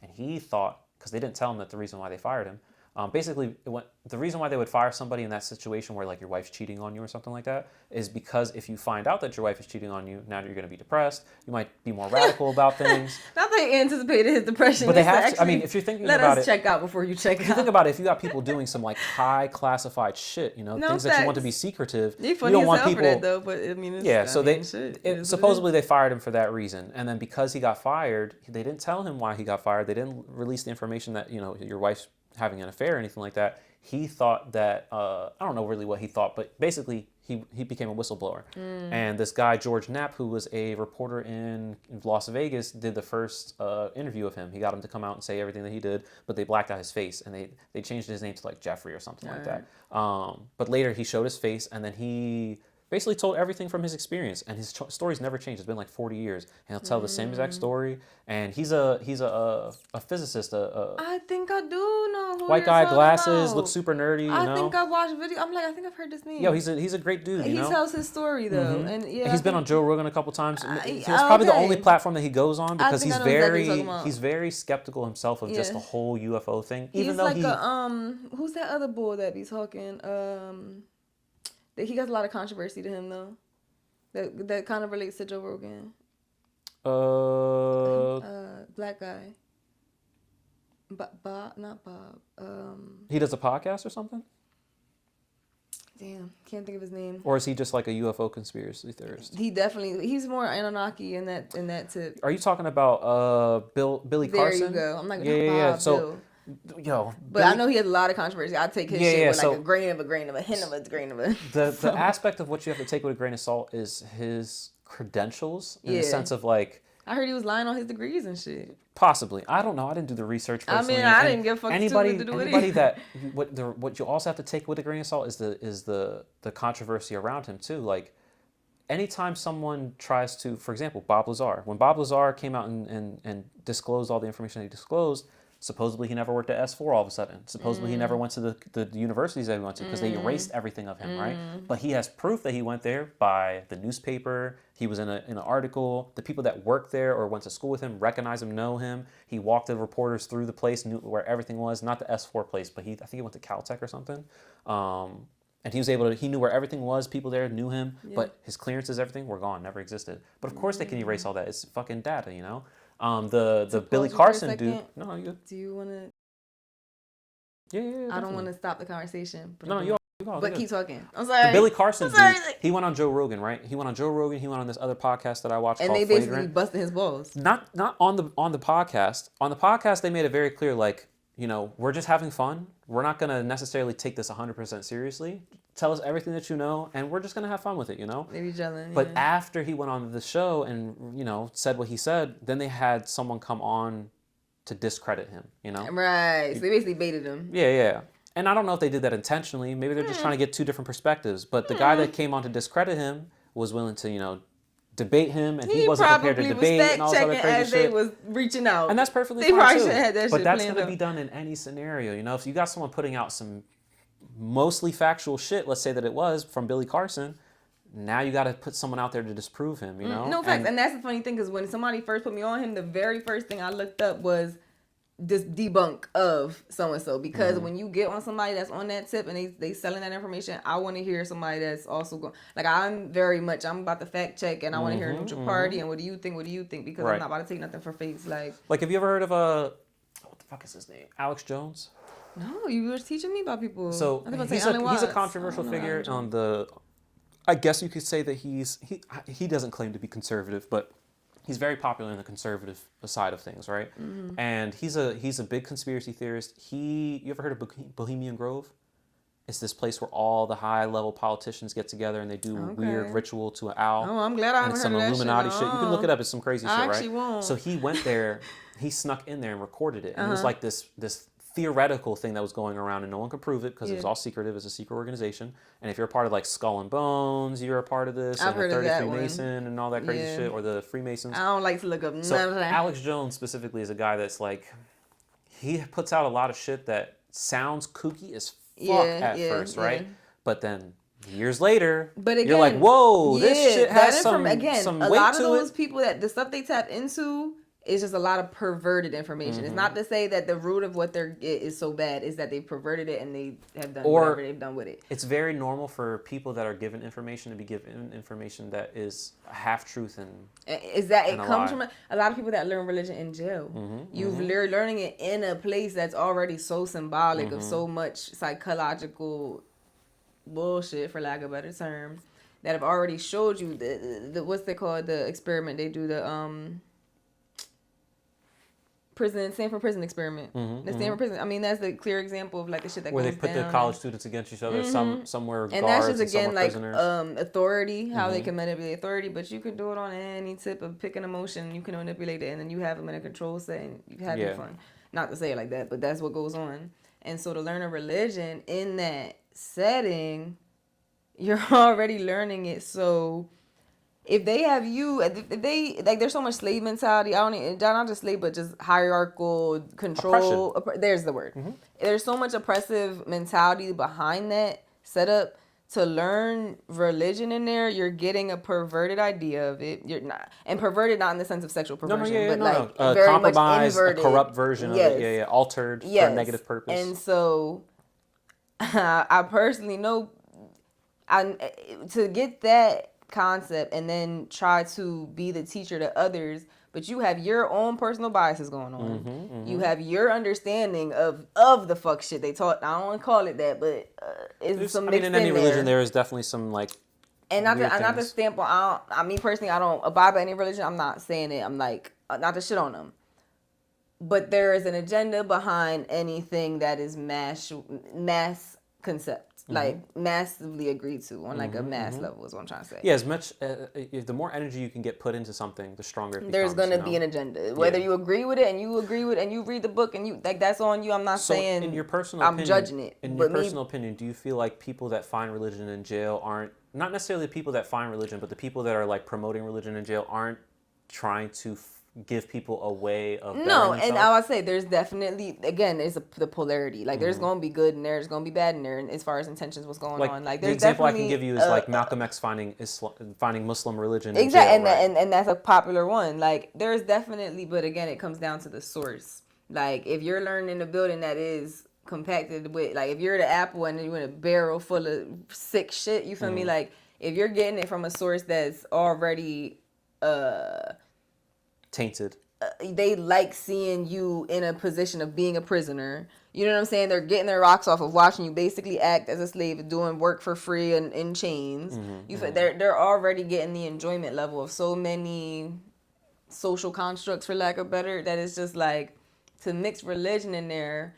Yes, they're offering a seeking of freedom, but they're offering it, and they have you caged in. Right. You feel me? So like you're feeding from a hand that is already on top of you. You get what I'm saying? Like, wouldn't really trust that food too much. So it's just like, I'm not to say you can't find some silver lining to it. You can't find good things. On a moral compass of any religion, you can find great things in anything. But if you taking it word for word, if you're one of those people that take it literally, if you're one of those people that's trying to apply things that just are not in a modern sense realistic or logical, like,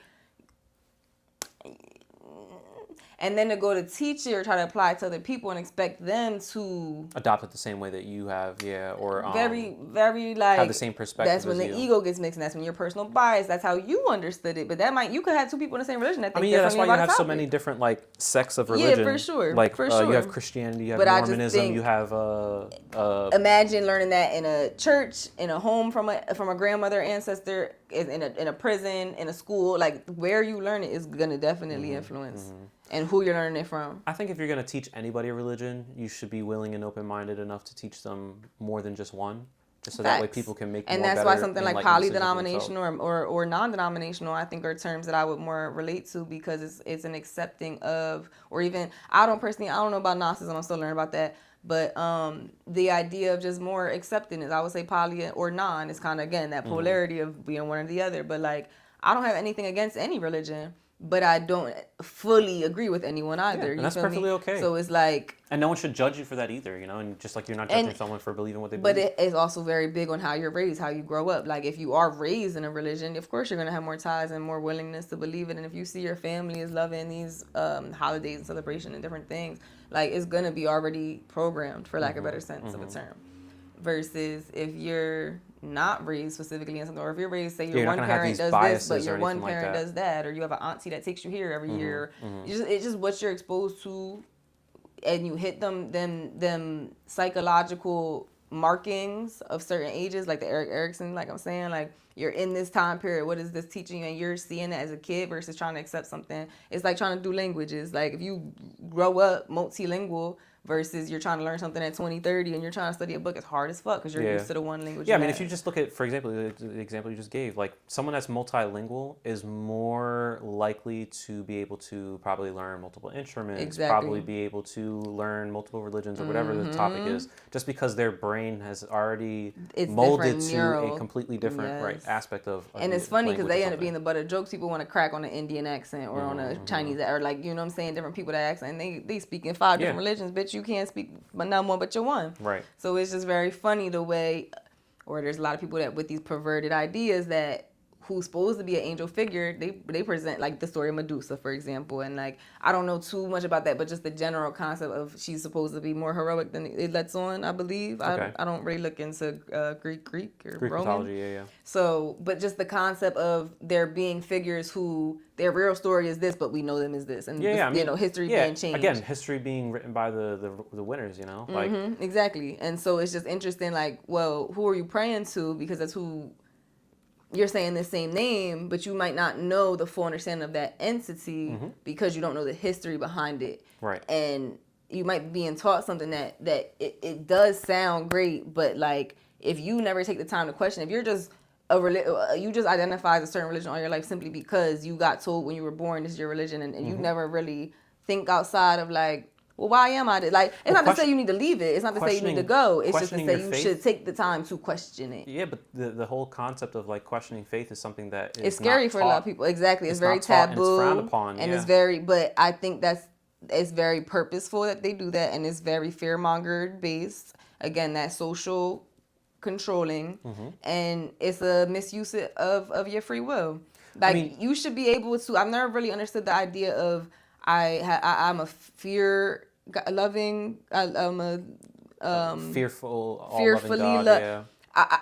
And I've heard people explain it. I understand logically, but I just wouldn't want to claim over myself that I'm in fear of something bigger. Why is it not a loving? Why is it not a? You feel me? Like, I would assume that the idea that this being is all creating, he has the power to take everything if he wanted to. But I get fear in a sense of, again, respect. Like, I get like bowing down to. Like, I'm not saying like, but like I just feel like fear is the wrong term because it goes very quickly to an oppressive thinking of there's a God that. If you don't do this right, he's going to take it all away. It makes, that's what I'm saying. Like, that's why my hand, it makes it very constrained. Yeah, I was talking about this with my homie Ali, right? He's Muslim. And I was asking him like a bunch of questions. We were just talking about like the differences between the Muslim religion and the Catholic religion or Christianity. I'm not religious at all, but I was raised Catholic, right? Okay. So there's a lot of things about the Catholic religion that I know, and not necessarily that I'm biased to, but it's just ingrained in me. Yeah, I was raised that way, ingrained is the good. But one of the things that like I was telling him that just never made sense to me was, again, the whole like worship concept. Like, if you tell the story of Adam and Eve, Adam's true purpose for being created was to work God's land and worship him. If God is this all-loving being, why did he design a slave? Right. In all aspects, Adam is a slave. And if we're talking about Eve, you got to talk about Lilith because she really came after. Which is and they don't not talk about portion of the Bible. So it's just a lot of things that's like, well, which version are we talking about? Because y'all only believe this and you believe this. Have you heard of the book of Enoch? Okay, so I think Lilith is talked about in the book of Enoch, maybe, or she's talked about in the. That's what I'm saying. The main KGV, is that the name? King James Version. Yeah, KGV that is promoted. It don't have the full extension. Even older, like a bunch of rabbis way 100 years ago were like, okay, what doctrine of religion do we want to fit our canon? And they get away with it because we put it under all these different fancy names and titles and umbrellas. Well, I do this one, I do that one. But you're not getting the full story. Or you just force it on people. For example, like the Crusades, like, you're going to accept this version of Christianity, and if it doesn't fit this version of Christianity or Christianity at all, we're just going to slaughter you. And I'm about to say the biggest disadvantage of that is if you're born somewhere where they say that's what goes and you don't have the ability to question like it. And that's why I say it's a misuse or like a damperment on free will, like to not be able to question it. I'm not saying to question and leave or to shit on it. I'm just saying, why can't I question it? Just like anything else. Why are you telling me that these are called sweatpants? Why? That's the weird part about the whole Adam and Eve story is like Eve adopts from eating the fruit, she adopts free will, right? She notices that she's naked, and then she gives Adam free will by eating the apple or whatever the fruit was as well. And then God punishes humanity for receiving free will. And that right there should tell you a whole lot. Like, why was there punishment of free will? And they try to tell you, like, humans just are not. That's not a good thing for humanity to have. Look at all the sin. Look at all the sin that we amass just because we have free will. That's for the person that can't face it and can't look at it and can't hold it and can't bear it and don't want to change it because it's more comfortable not to. Right. Yeah, the whole concept of the oppression aspect of religion and the conforming to just the belief system, like no logical aspect to things, like. No questioning anything, no discussion of like what could possibly be. There's no progression in religion. This is what it is. It's like a helmet. Yeah. And they don't like one of it's like there's so many fucking movies you could think of, but it's just like it's the unwillingness to break out of it. Like there's one step of even getting to the level of like fuck the awareness. You have to even want to question it, want to look around and be like, why do I clock into this job every day and just spend 8 hours of my day here, make a quick meal, go to sleep, wake it up, do it again. I only get to have fun on the weekends. And when I do have fun, I'm consuming alcohol that puts me in a different state of mind. I'm fucking on people I don't really know like that and exchanging energy with them. Why? Like, you don't look at how you're spending your time. And if you are enjoying it and you're just stuck in the la la land of it, that's how you're going to live. You're going to, if you believe in reincarnation, your ass gonna come back because you ain't learned shit. The modern world as we know is designed for that to be a constant. You feel me? And that's like the whole NPC shit. So like, you can go and do the comfortable route if you want to, but your ass gonna keep coming back till you decide to look around a little bit, and hopefully you get to an even higher level each time. And you feel me? But like, I just don't get. It's so many people that were in a perfect time to be looking around. And instead, they all clapping but not doing. Nobody moving, nobody walking like I'm, talking like I'm. Y'all just clapping and watching them like some dickheads. And that's what's wild, too, with it. It's just what's going on today. Because, like, all right, everybody has heard about the Epstein shit, right? You had that guy going in the airport, like, a couple weeks ago or a month or two ago, right? Screaming in the airport, like, they're out here fucking eating babies and killing and child trafficking and all this crazy shit. And y'all just going about y'all day like everything's normal. Like, what the fuck? Who's that girl, black girl, who was talking about all the stuff about Epstein, all the stuff about how she was trafficked, and she was giving out all, like, her story, but nobody believed her until recent years. She's apparently tied into, like, Jay-Z and all them niggas. I'm not familiar.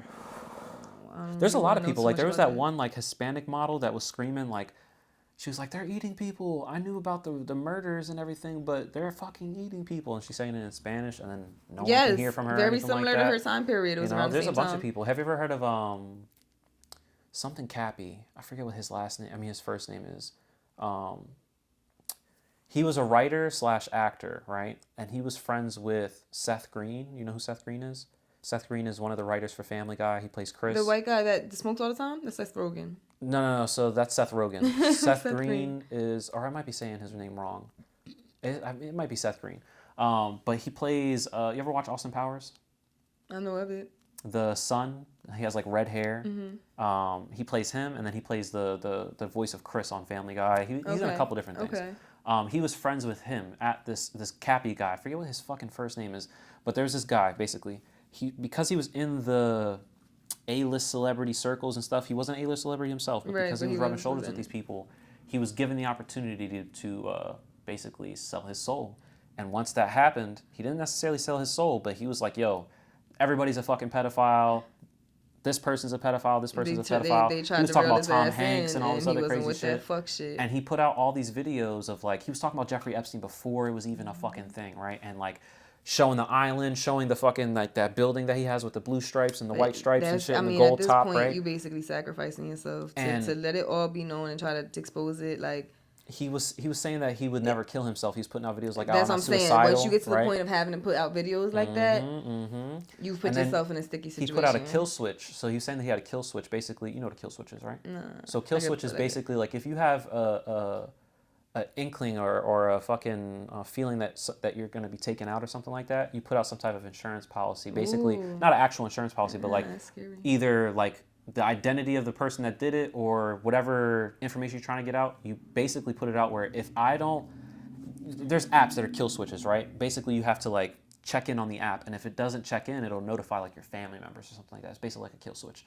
And then people will make kill switches. Like the Cappy dude, his kill switch was this video of this bathhouse where all these little girls in like skimpy clothing, like basically like European bathing suits were walking around, and it's like this weird bathhouse.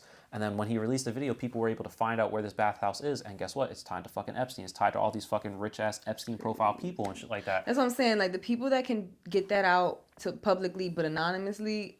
The anonymous is the best way to do it. If you can't do it anonymously... It's hard to do it anonymously. Of course it is. But if you don't, you're kind of sacrificing yourself. Like, and that's the part that gets scary. Like, of course you want to tell everybody. Of course you want to save everybody, but at the same time, you might do it and then be immediately done. That might have been your only mission. And that might behind something. You feel me? If you can't put a face and credentials behind something, it makes it way less. And again, the plausibility of that you can say it until you red in the face and nobody's hearing it. Yeah. So like it's just. I say this all the time. The world we live in is crazy. It really is. You don't know who is who. You don't know who is who. What's crazy is, like, for example, whistleblowers and people that are willing to, like, speak out against, like, the things going on behind the scene would feel much more comfortable doing so if, like, you remember during the Obama administration he had ran on like making whistleblower protections and all this other crazy shit? Okay, kinda. So Edward Snowden was one of these dudes. He used to work for the NSA. NSA basically they skim the internet for like cyber terrorists and terroristic threats and all that other crazy shit. And Edward Snowden came out and was like, yo, they're not using the technology we have to watch things for the purposes that they say they are. They're watching citizens, like, and they're going against your constitutional rights. Yeah, And when he said that, they basically tried to arrest him for espionage, so he fled to Russia. Obama was supposed to like pass this law where like where he made protections for whistleblowers, so that way more people would come out to like expose corruption, which would tie into like UFOs, maybe even child predator and sexual trafficking, all that stuff. But I'm assuming, obviously, with all the shit that we're now knowing... So whistleblowers are not bad, necessarily? No, term whistleblower is a good thing for society. I always thought that meant bad like thing for government. No. And granted, whistleblowers could be psyops, too. You could have someone that's coming out spreading complete misinformation to lead the public into thinking something that's off what base I always completely. Associated. Okay. But because the way whistleblowers are treated, you get charged with espionage, which is basically when... you're giving out classified secrets, because they can just classify anything, like this book. They can just be like, oh, nope, they read it and be like, oh, this information can't go out to the public. It's too knowledgeable and classified. Now, every book is federally illegal or whatever the fuck it is. I don't know the whole aspect of it, but a whistleblower is someone that, for example, let's say me and you were working on fucking UFO technology, and then we're like, yo, humanity needs to know about this. Like, we'd be doing it justice to not let humanity know that there's more out there than just us, you know? And then you saying anything could be viewed as classified information or labeled classified information, and now you're being arrested for spewing classified information that could be a national security threat, so espionage, right? You're a traitor. Wow, what and the then fuck? Yeah, so basically it makes it so that way, even if you wanted to do the right thing, you can't, because your freedom is at risk, you know? And there's people that are like, man, fuck it. Like, if they kill me, fuck it. Like, understood. Someone's got to say it. And then in these situations, like Cappy or any UFO whistleblower that has recently came out, they put out kill switches. So basically, like, if someone does try to either, like, if I do get locked up or I do get killed, this information is going to come out one way or another. Right. Either an email's going to drop, a video's going to drop, or like, you know, one thing or another. But yeah, whistleblowing is it's such a difficult thing to do because the consequences of doing it. It's not something that we can protect as everyday people. Like, imagine if someone was releasing information, they arrested this person, everybody revolted.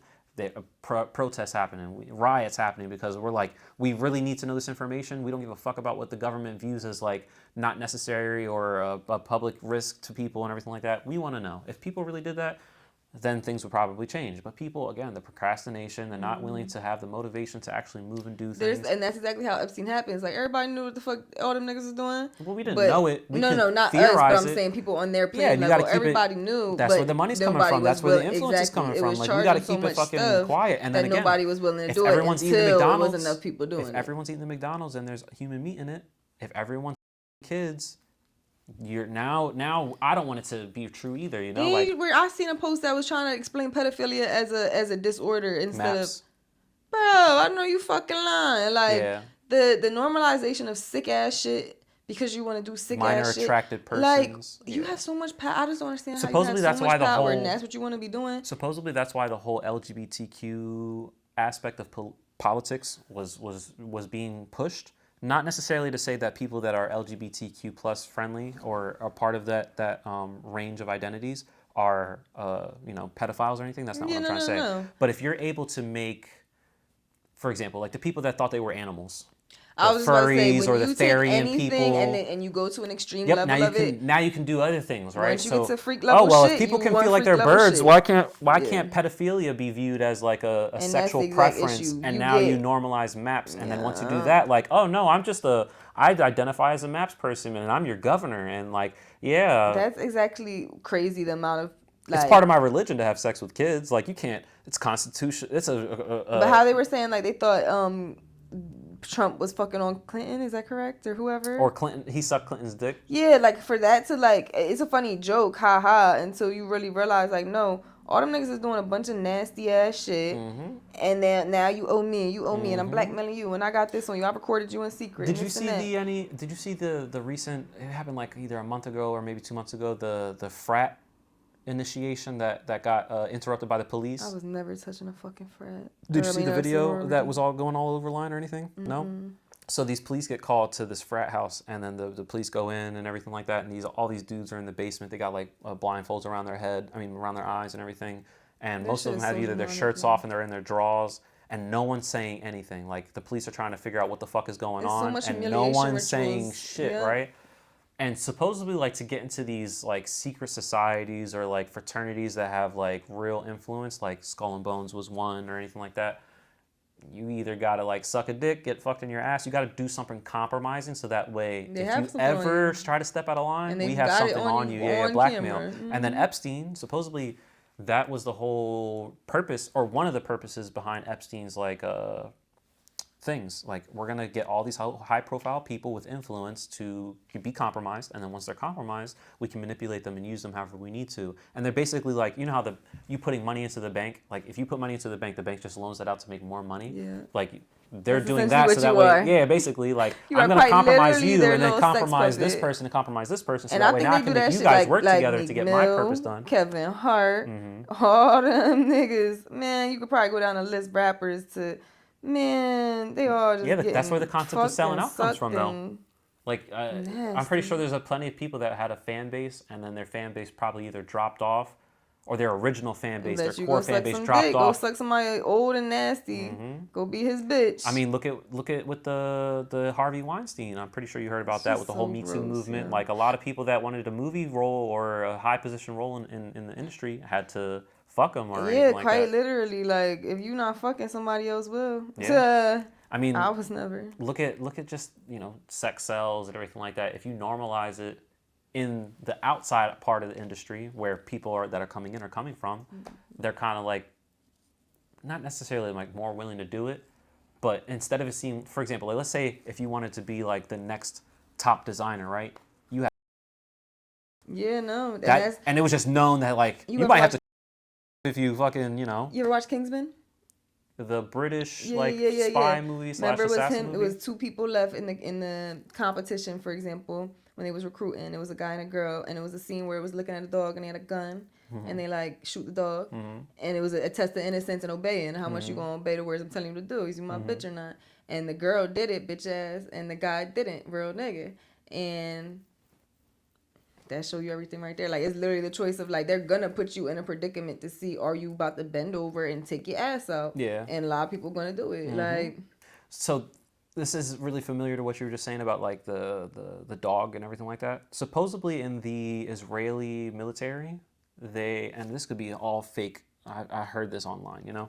Supposedly in the Israeli military, the IDF, one of the training that they do is they give you a cat and they make you raise this cat for like a year or some shit like that. And this cat is supposed to be like... And they make you shoot that shit. They make you fucking kill it, so that way you're... attachment to it, and then let me be able to control... So that way you can kill anything. You can kill a kid. Yeah, like, you're able to disassociate yourself from your emotion or your empathy towards something, and you could just kill a loved one. I just saw... Let me show you this picture. I was at a museum. It's and again, that could all be some fucking dissonance. bullshit. I don't know. I'm seeing random things online. But it could have some truth to it. Who fucking knows? If that is the case, that's fucking wild. Like, imagine fucking having to, like... Look at that picture.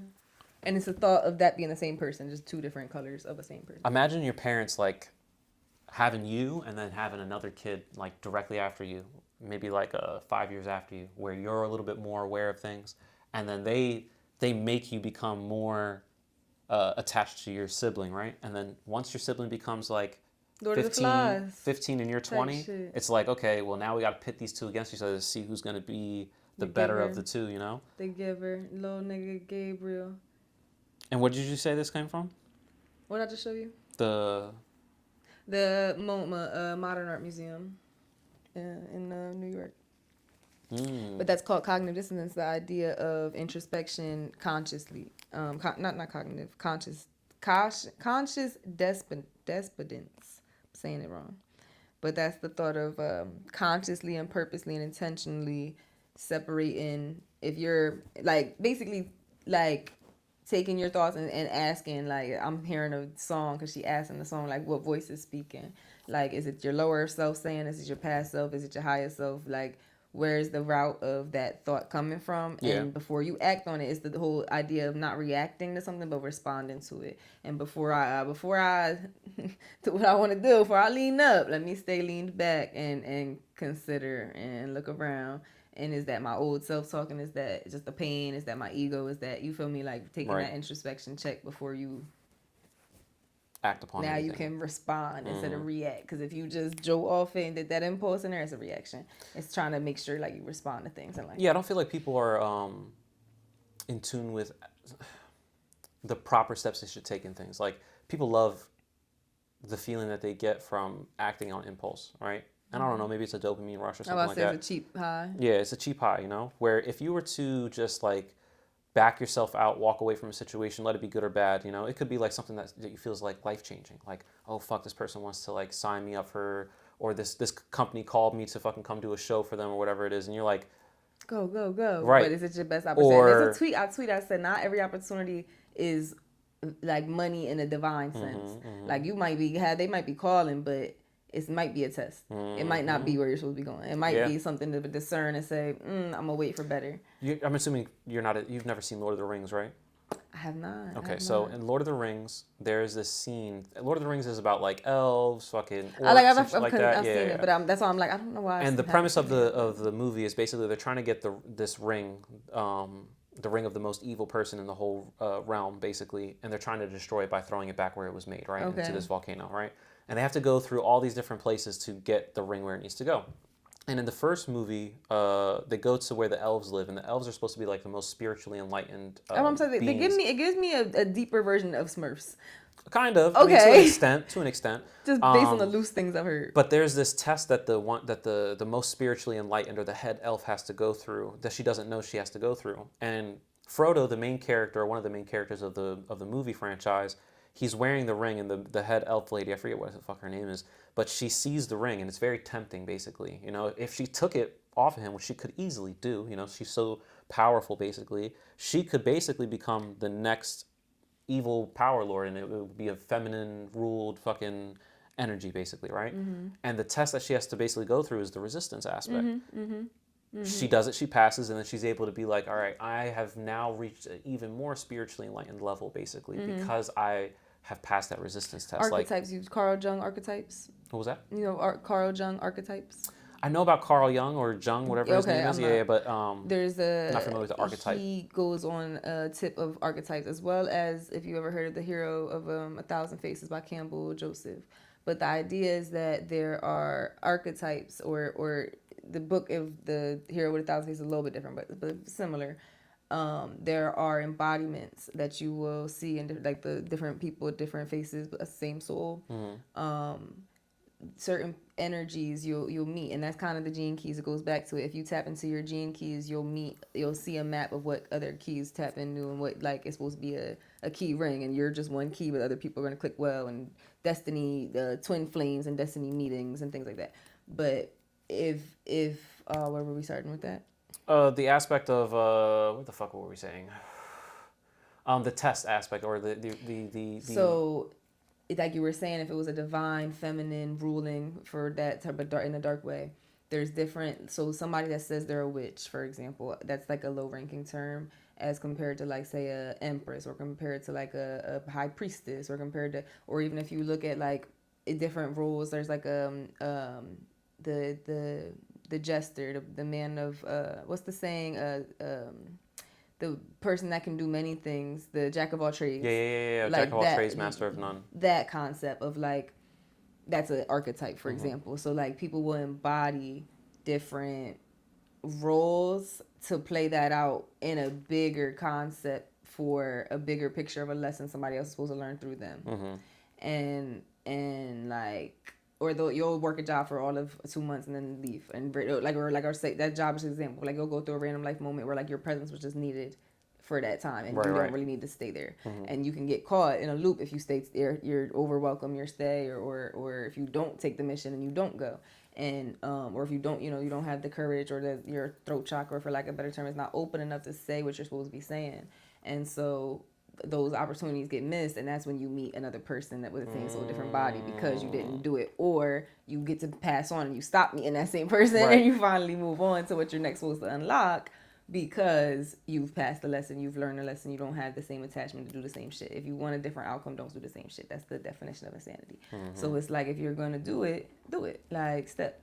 But you gotta really be like, it's not an aesthetic. Like, it's not for cutesy looksy shit. Like, you gotta really move like that. You gotta really be intentional. You gotta embody it to its fullest extent. Yeah, you can't just like. And it's easier said than done. Obviously, the higher you do it, the more tests you're getting. Yeah, the nothing more beneficial is gonna be like easy. You were saying, resistance. The shit that's probably not as good for you is easy, like fast food. It's easy, quick, and easy for you to get, and it makes you fucking horrible, fucking unhealthy. That wavering thing you're saying is when you're tapping into it, but you're still building up that consistency of holding it, like the resistance phase. Like, you're gonna get hit with tests to see if you can hit that, and that even relates to, like, they're saying there's just been a shift of the 3D and the 5D. You know what I'm talking about, with like dimensional shit. There's a concept that the 4 and the 5D, they're the realms of, if you look into the light, they're teaching you, oh, this is everything you learned in your life, and this is what you went wrong. Do you want to go back? You can learn more this time. There's the test of that. But if you surpass it and tap into the 7D, that's the real, like, frequency to hold. That's you're passing all the tests, all the matrix shit, all the bullshit, all that. You've now tapped into a dimension of higher calling, or what, and there you go. Yeah. But like, that's the game part of it, and that's the NPC level of it all, and getting tapped. So like, who are you attached to 3D, or are you just living on the physical planet? Are you in the 3D realm of it consciously, or are you in the 5D set? And it goes, I don't know how you want to. I think it's 9 levels. But you don't of like dimensional? Yeah, well, I don't know. I mean, 11. I'm sure it goes infinite. I'm about to say 11. That we can theorize. Okay, I'm about to say, I'm sure we can't conceptualize after a certain level, because it is that omnipotent, omniscient stuff. Yeah, there's this theory that the reincarnation aspect or theory itself is basically like, you're supposed to live all these lives to find your spiritual enlightenment, and then your reincarnation is basically, you're going to keep reincarnating until you finish out what you're going to. But there's you the already amnesia signed aspect off to these lessons, and that's why the deja vu and shit. The deja vu / amnesia that comes out of the reincarnation is the part that makes it not necessarily impossible, but that's the challenge that we have to overcome. When you're reborn, the amnesia kicks in, so you're not able to take the teachings from your previous lives. There's this guy that I was watching. His name is Alex Collier, or I don't know how to pronounce his last name properly, but it's Collier. Collier. He's a medium, basically, and I mean, you could take, if you ever watch it, you could take it with a grain of salt, but supposedly he's being like contacted by these extraterrestrial entities that are on the 4th and 5th dimensional plane, right? And they were able to show him all his previous lives, every decision he's ever made, and like, in doing so, you're able to see everything that you did wrong, and then now better your future decisions, so that way you can become more spiritually enlightened, right? There's a scene in Loki, if you ever watched that, they show. Again, I'm not into the whole superhero fucking aspect of things. I'm only into it because I got raised around it. Like, I like that shit, but like, there's just certain lessons to learn. Like, I know of, like, for example, the Norse religion is a religion. So and again, I don't look beyond. I don't really care to. Yeah. But, who Loki is a person, horrible. But I'm saying that scene. Maybe not. Loki in Hebrew means no life. Okay. So I'm just saying in the sense of horrible, he's the jester role though. So like, he is the fool that is aware. He is the fool that like, he'll let you play around, but he's a step ahead. You feel me? But he also represents a lot of envy, greed, jealous, gimme, dark hole of a sense of just eviscerating everything in his path. So I wouldn't really fuck on that. But there's a scene where they show all his past life, and they show him how he died, why he died, future events that he hasn't even lived yet. You're gonna do this. You're here to do this. The Avengers are gonna, like, this is the storyline. They're gonna come together regardless. You're gonna keep battling them. They're gonna keep defeating you. You're gonna keep losing. You're gonna keep trying. Like, and he was just getting blatant it, but he was seeing all the different possibilities of how it could have, would have, whatever. Is that why by the end of the whole Avengers thing, like, he's more of a chill character. Like he's more acceptable. They done took him through ego death after ego death. Right. I saw a clip of that. Like he's like in like a bar or something like that, like a futuristic bar. Or another At a planet certain point, or you gotta something. surrender and accept that shit. Yeah, and he's like level up. he's not necessarily the bad guy anymore. He's more like the guy that kind of changed, and he's not the good guy, but he's just like anti-hero type shit. yeah. You feel me? Like anti-protagonist or whatever the term is. But yeah, people definitely need to have some type of like experience where they can find a way to spiritual enlightenment, because the path that we're on, everything that we're exposed to, let it be music, movies, media, all that crazy shit, is a way to manipulate people if you don't look at it from the perspective of what is it teaching you? Yeah. I mean, look at don't movies get attached, don't get parasocial with it, don't get weird. Look at movies like Boys in the Hood, Menace to Society. There's this other movie that I always use it as a reference where it got taken the wrong way. For example, Boys in the Hood. Baby Boy, I'll put that on there. I hate that fucking movie. I think there's a reason you hate it though. I don't like Tyrese. I hated it too for a long time, but I do think it's deeper shit to it. It could be. I just only watched it once. I was like, this movie fucking sucks. It sucks on a basic level. But I think anything that is good, they purposely try to turn you off. Like even not Clone Tyrone, because I feel like that was a decent movie. But there's movies where I feel like they'll purposely have a shitty ass first 20 minutes that anybody would turn it off. But then after that, it's a fire ass movie. Everything all at once. I would say that's a good example. It's a very slow start, but then it picks up and runs with it. And I feel like they do that to lose a good amount of the general population to begin with. And the people that are supposed to watch it. So in movies like Boys in the Hood, I would assume that that movie was initially made to like show people or create a message that like, this is what's currently going on, and we're trapped in this like mindset and this way of life, hood mentality, obviously, and it's not benefiting us as a whole, not necessarily all of society, but the black community. Boys in the Hood is about the black side of everything, and people glorified the hood aspect of things, like the selling drugs and blah blah blah. And whenever they reference that movie, like they're not referencing it in a way of like, yo, you need to watch this movie for the empowerment of our people. The distraction, they got lost. And there's so many messages in that movie. That's why when you have the Wayans brothers coming out with how to be a menace while drinking your juice in the hood, you have the one brother, the oldest brother, coming through as the mailman, being like, message, like because people took this movie came out and it was intended to have a message that was supposed to be positive, and people took it and didn't even see the message. Or music, there's music that come out like my homie was showing me this song or this artist that could be AI or whatever. And they're telling about the story of Wukong. You know about who Wukong is? Wukong is like this Chinese myth, right? And it's about monkeys and other shit, and they're gods, right? And the guy's rapping about the story of Wukong. And if you listen to how he's rapping about it, a YN might be like, oh, he's talking about up in that pole, but the monkey literally his weapon is a pole, okay? And everything he's talking about, you can relate to some hood shit and confuse it, you know? It's be some real world play that goes on and real beef behind these songs that we don't understand the context of, and corporational level, the digs they're giving that, and they're mad at their label runner because they're making them there's so much subliminal shit in that music industry, anything Hollywood related. Movies, media, symbolism anything, is crazy. But the amount of man, and then like down to shit like, they'll obviously have like a soda can out with a certain brand that's kind of more obvious, to clip on, or like message that's more obvious, but they'll do little dumb shit that like you wouldn't know unless you fucking know. Down to numbers that they show, down to why are you on that specific, but like everything they think about. There's the documentary on grocery stores and how they're set up to make you buy certain things, and all the beneficial things that are good for you are on the bottom where you don't look. And everything that's eye level is the things that are like the worst for you. Walmart was going to install LED blue lights that make you more anxious, and they quite literally alter to get your you in and hormone out levels quicker. to get you So to you shop panic buy.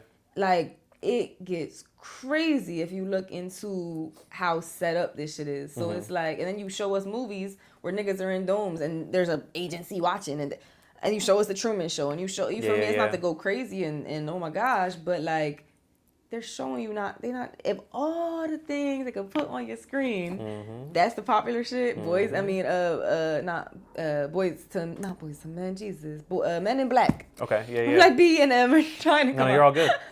But like stuff like that, it's like, come on now. Like obviously, I'm not gonna take it as face value, the exact fact of what's going on. But like, did anybody ever go to the moon? I don't know. Like, there's just some things that's like, what is the... Not that I even need to know. Did you hear about the recent moon situation? Enlighten me. Is that tied in with 3-Eye Atlas? I think so. Okay. So we just shot off a couple astronauts into space. They're supposed to be like going around the moon, not landing on the moon, but just going around, taking pictures of the dark side. They sent all these pictures back that they have so far, but they haven't like landed back in Earth yet. But they've made it to the moon so far. And everybody's trying to say that it's being faked and everything, just like the moon landing before. Just like the original. Yeah, like people are trying to find everything that's fake about it. I But, can't like, what's sit the there purpose? and say everything is faked. Could it be 100%? That's what I'm saying. Like, could it be? 100%. It could be. But the fact that there's even conspiracy around it is crazy. I'm not an expert. I don't know. What are we doing? I can be fooled just like any other person. I would like to believe it's real. I'd like to think that humanity is doing things that is progressing and we are putting some truth out there. Granted, of course, there's lies, but then again, that could just be a big ass funny ass. There could be somebody sitting in the top of a chair like these dumbass niggas really believed we put a lot of situations and then like we put that. a flag in it of all the things you could have did. These egocentric pussies gonna put a flag in a piece of rock floating in the sky. That's what you decided to do your first time touching that? Gotta claim it. Like, you conquered that's it. what I'm saying. The conquering idea, the theory of having statues and still celebrating this dumb bitch Christopher Columbus. What are we doing?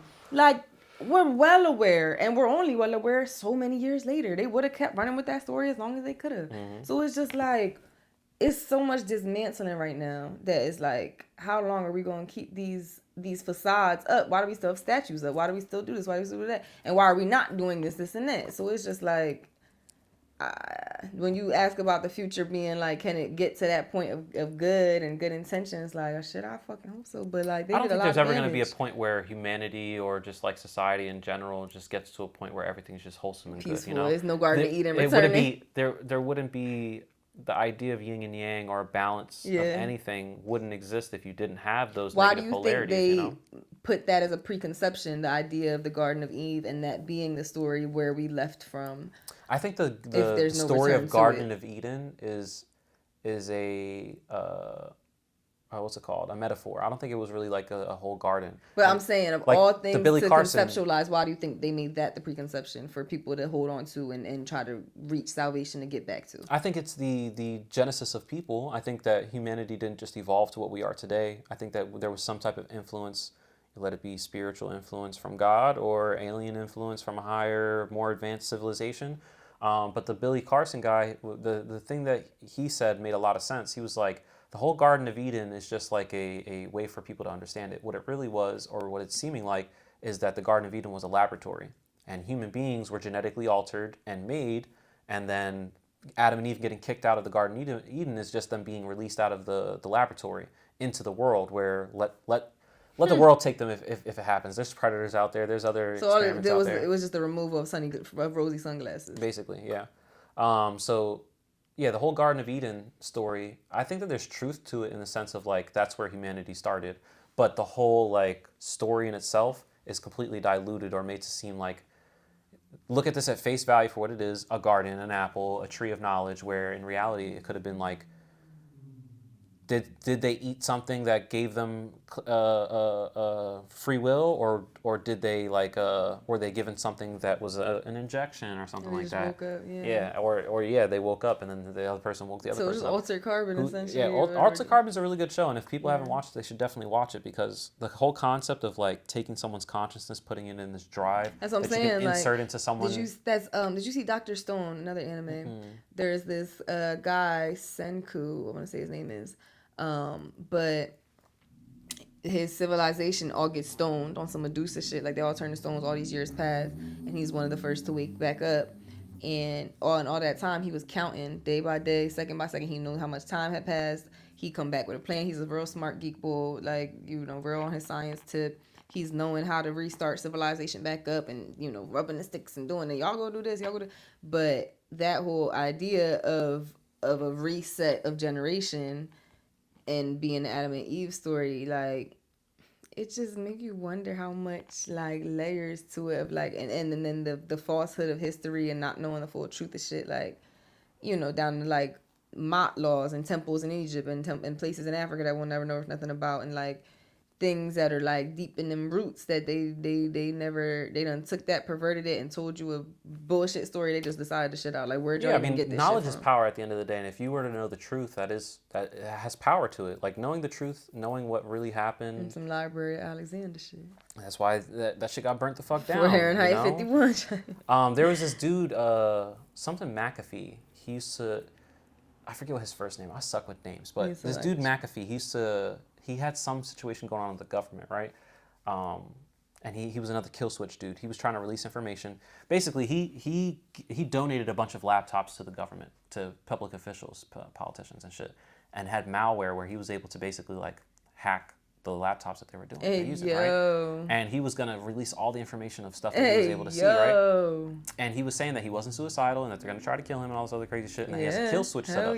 So he miraculously dies, commits suicide, and then the building where he said that everything was blows the fuck up, right?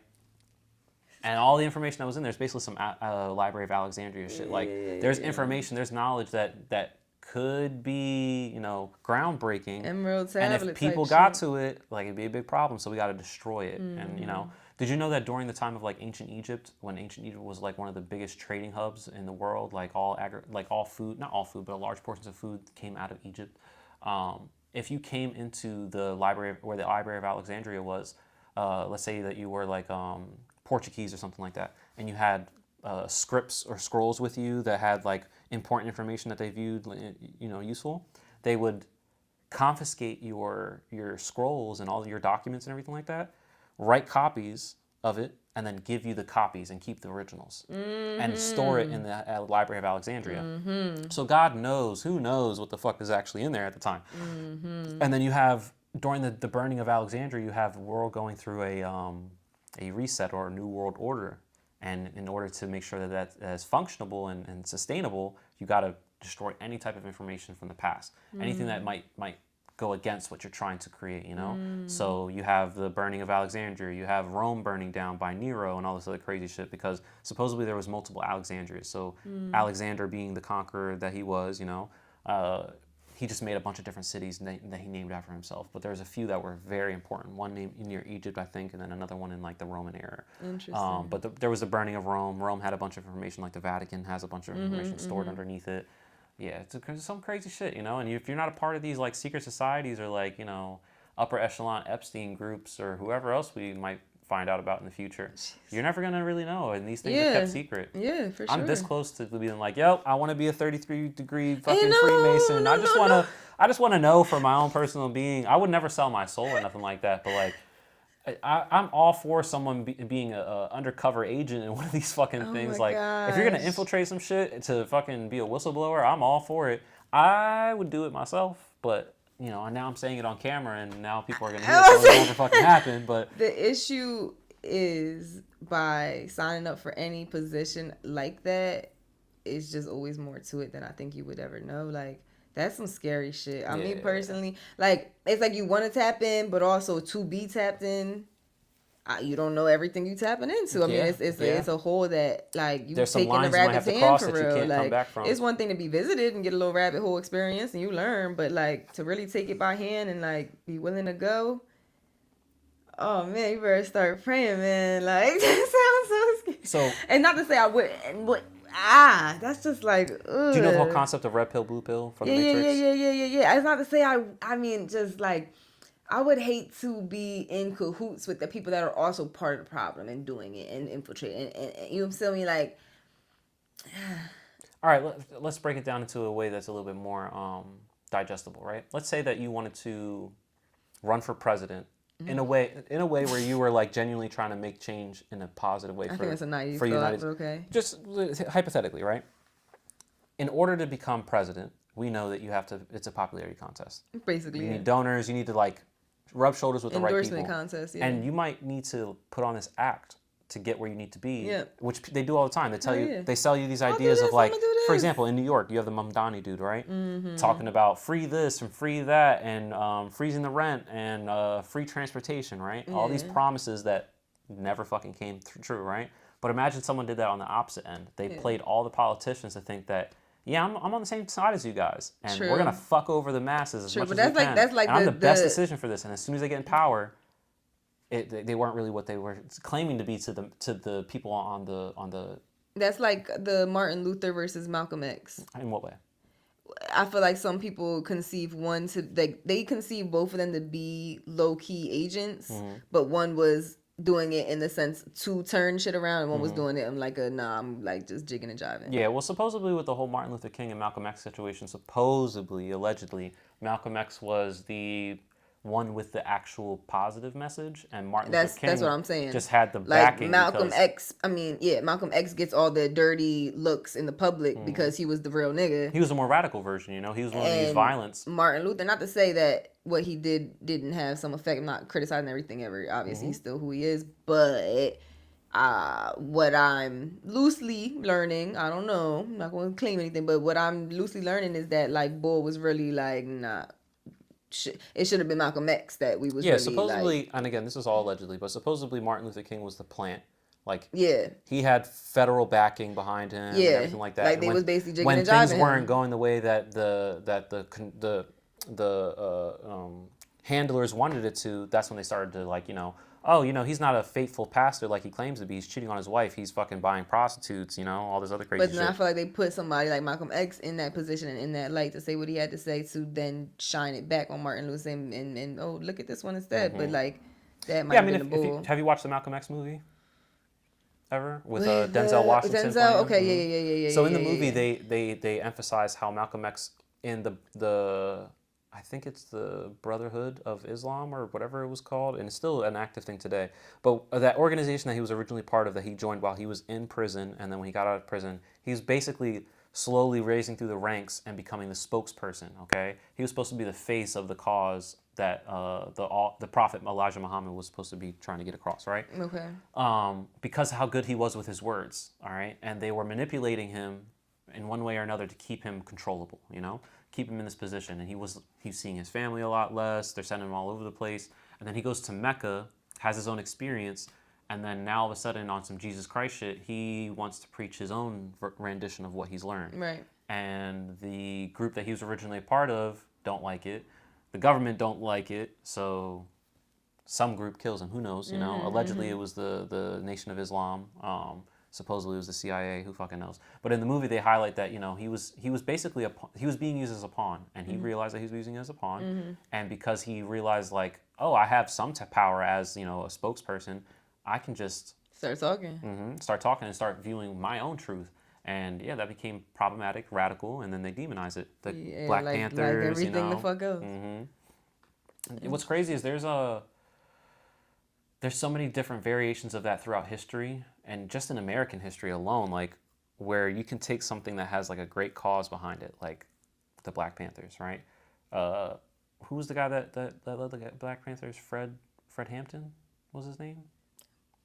I think it was Fred Hampton. But basically they shot him up while he was sleeping in his room, in his house, all right? The FBI broke in and fucking shot him up, right?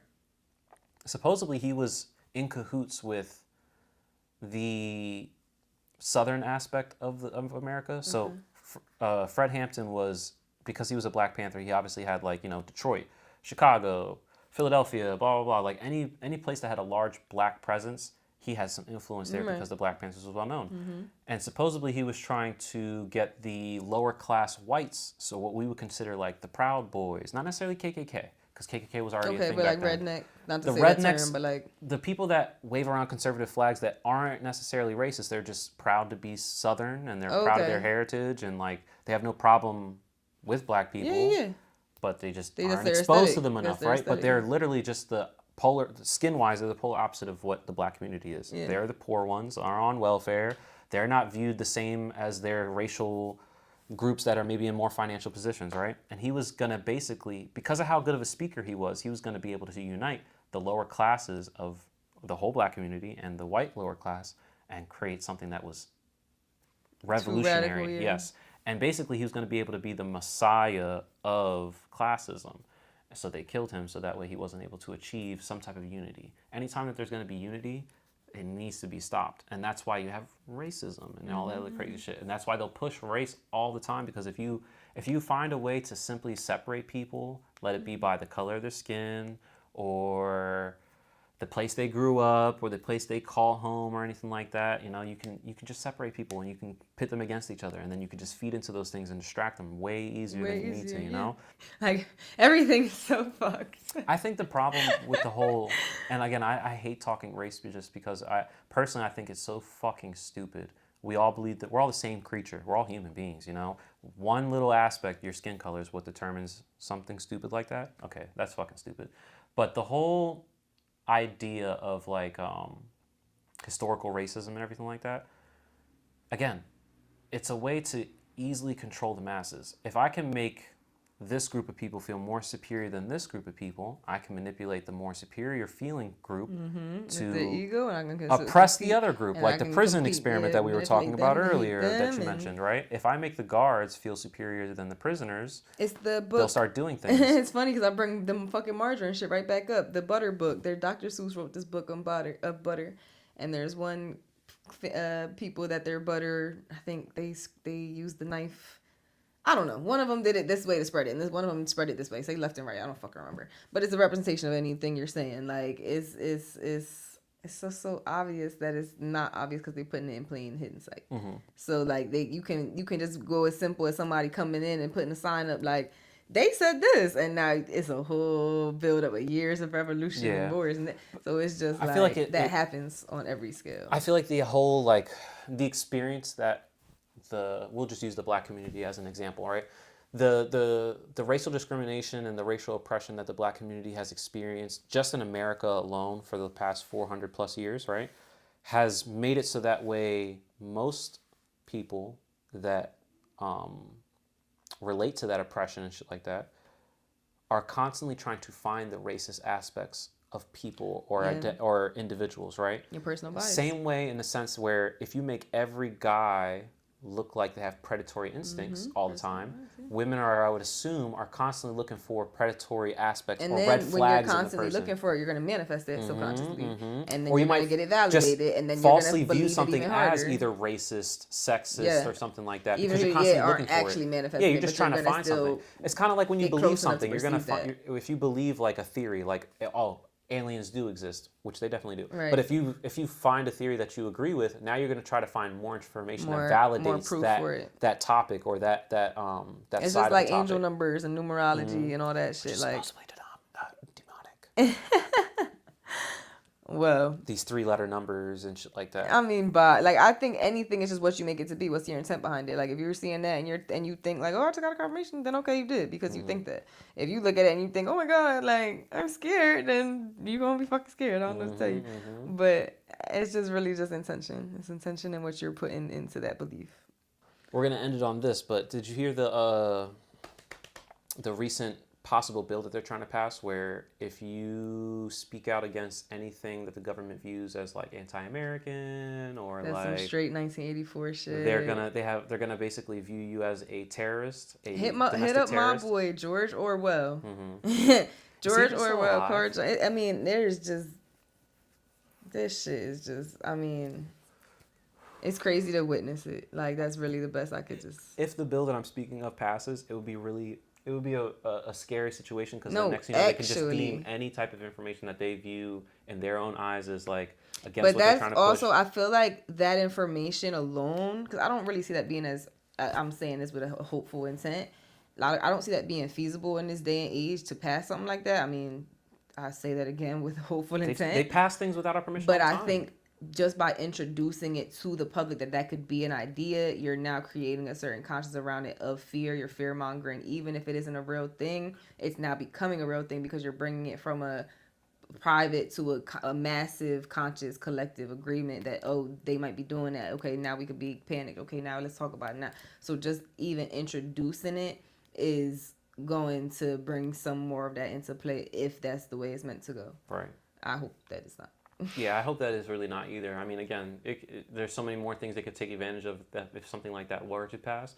And then information about, for example, like spiritual enlightenment, or even just like, let's say the whole government just decides to become Christian again, and like that's the government religion or the national religion, And then if you want to talk about any other religions, it's considered like a terroristic, fucking domestic terroristic situation. And now you're getting arrested just for random topics that normally we're allowed to talk about. And what happened to our fucking First Amendment right to be able to criticize government and politicians and all that crazy shit? I mean, it's every dystopian movie you've ever seen. Taking The Giver, though, is literally what you're talking about right now. Like, that's a movie of they're in a society that they're given a pill to take every day, and it dilutes your senses, and everybody sees the world in black and white. But there's one boy that can see the color. He can see beyond it, and even though like you could give him that pill, but he's feeling that shit. So eventually he stops taking the pill, and he really he taps in. He could see it, and there's somebody called the Giver who teaches this nigga like, let me show you something, and he becomes the next giver. But the giver essentially is the only person with the full known history of what it used to be. They're living in a dome, and they don't know they're in a dome. But he's the only one who has been on the outside, who's seen the road. It's basically apocalyptic in a sense that they're in a dome because that's where the only way. Is there like people flying drones and shit like that? Like one of their jobs is like. I read the book, so the movie depiction I'm not too. Because there's a movie that I saw that's similar, where like, if you don't take the drug, it's like a needle or something like that. But yeah, have to give them, so okay, you just kind of reminded me. So the dad is in charge of, they basically kind of think of Chinese rule where you can only have two kids, and they prefer boys. It was a rule of like kids they would kill off if they didn't meet certain standards. Yeah. And your parents weren't your biological parents. Yeah, they were just in charge of raising set you. Up. They were adopted parents. And this one kid, he gets taught everything. This guy has a big library, and everything like that. Yes. I forget what the movie's called, but it's a really good movie, and it basically is on some George Orwell fucking 1984 type shit where it's a futuristic almost idea of society being manipulated for suppression, and then anybody that tries to step outside of it gets either killed, I believe, or sterilized, or whatever it is. But yeah, it's a crazy fucking concept, and hopefully we're able to rebel against all this bullshit and fucking get the world that we live in on a better track. But I don't see any fucking of that shit happening. We're like real like experiencing some like Atlantis shit going down. And they're trying their best to grasp onto hiding the truth that is trying so hard to like, not even trying, because fuck trying, the truth that's going to come out. Yeah. Like the truth comes to light every time. So it's just like they're trying so hard to hide the hand they had in it on a massive, powerful level. Like they got the power. They're the ones in charge of this shit and the deepest involved and trying to hide and manipulate what they can. Yeah. So if you're awake, you can see it. If you can't, personally, I feel like the easiest step onto that path of like betterment for humanity is having the willingness and open-mindedness to have conversations like this. Not on camera like we're doing, for all these people to see, but like behind closed doors, in public, like with people you just met, with people you love, with people that you maybe don't disagree with. Like we need to be able to have more conversations with each other and not be so judgmental or just like stuck defensive. In our own beliefs and shit like that. Personal biases. Yeah, be willing to change. Be willing to like adopt something or add something to your arsenal of like. That's the whole reason you here. Just fucking learn. And be willing to unlearn so you can relearn. We're not going to be able to do that. And you don't know everything. Scrolling on and TikTok. Taking new information. And, like worrying about the next concert that we want to go to or, It's like you got to, it's like I feel like so many people I want to shake because it's like, where is the willingness to do that? Yeah, wake up. Where is the desire to do that? Wake the fuck up. Like, these niggas don't even care to. Like, this conversation, most people would check out and be like, yeah, y'all are yapping about a bunch of shit, but what can we do though? Who cares? And they're done. I mean, again, that's the whole reason for the fucking podcast. If you're not talking about it, again, you're not introducing it to the conscious class, the mass like on some quantic level type timing is necessary to talk about it, because that even sparks ideas. There's all these seeds that we're like literally generating by having this conversation that are gonna blossom, whether we meant them to or not. Subconsciously, like we're putting it out into the air, so the air is now a different frequency than when we first started. Yeah. I mean, hopefully society, again, goes on a better path and this becomes more of a normalized thing. But it ain't going to start if people like me and you don't have these types of conversations. So I'm happy that we were able to. It's been a time as always. Yes.